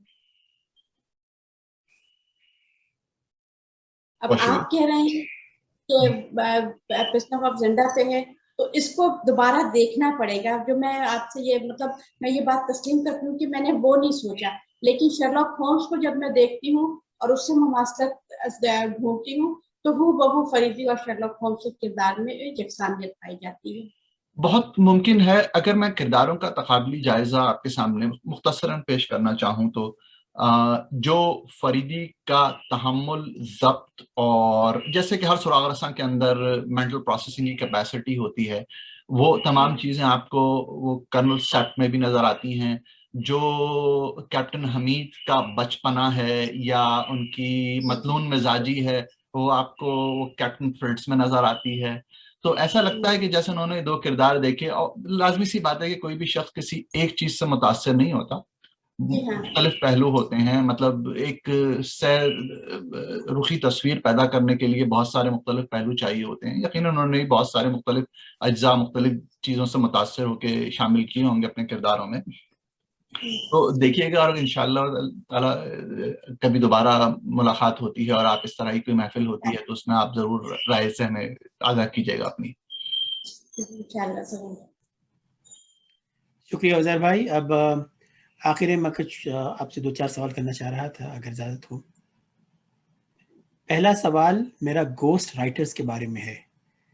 हमारे यहाँ बहुत ही ये एक आम चलन है कि राइटर का नाम कुछ और होता है। खासतौर से इश्तियाक अहमद का जिक्र हुआ, इश्तियाक अहमद जो है वो महीने में 4 किताबें लिखते थे, लेकिन मुझे इल्म है कि वो सब किताबें वो खुद नहीं लिखते थे, कोई और उनके लिए लिखता था। नाम इश्तियाक अहमद का होता था और वो उनकी तर्ज पे उनके किरदारों को इस्तेमाल करके कोई और लिखता था, लेकिन जो क्रेडिट जाता था और जो तारीख में है वो इश्तियाक अहमद के नाम से छपती थी किताबें। क्या ऐसा इब्ने सफ़ी के हवाले से भी हुआ? क्या इब्ने सफ़ी के साथ किसी ने किया कि किताब किसी और ने लिखी, लेकिन हम उन्हें क्रेडिट जो है वो इब्ने सफ़ी को देते हैं तारीखी तौर पे? और दूसरा ये, क्या इब्ने सफ़ी ने बहैसियत गोस्ट राइटर, और यकीनन इब्तिदा में लिखा होगा रहेगा, तो कुछ उन्होंने क्या दूसरे मुसन्निफीन के लिए उन्होंने कुछ तहरीर किया? देखिए, इब्ने सफ़ी के बारे में तो एक उनका नॉवेल जो है आखिरी आदमी, इसके बारे में तो ये तहकीक से मैं साबित कर सकती हूँ, बल्कि इब्ने सफ़ी का हर कारी ये अगर मुस्तकिल कारी है तो वो इब्ने सफ़ी के 2.5 सफ़े के वो आखिरी आदमी पढ़ने के 2.5 सफ़े के बाद वो कह सकता है कि ये इब्ने सफ़ी का नॉवेल नहीं है। ना इब्ने सफ़ी का उसलूब है, ना अंदाज़ बयान है, ना तरीक़ा तफ्तीश है, क्योंकि इब्ने सफ़ी का नॉवेल आखिरी आदमी जो था वो उनकी वफात से कबल उन्होंने सिर्फ 2.5 सफ़े लिखे थे और फिर वो इस दुनिया में नहीं रहे।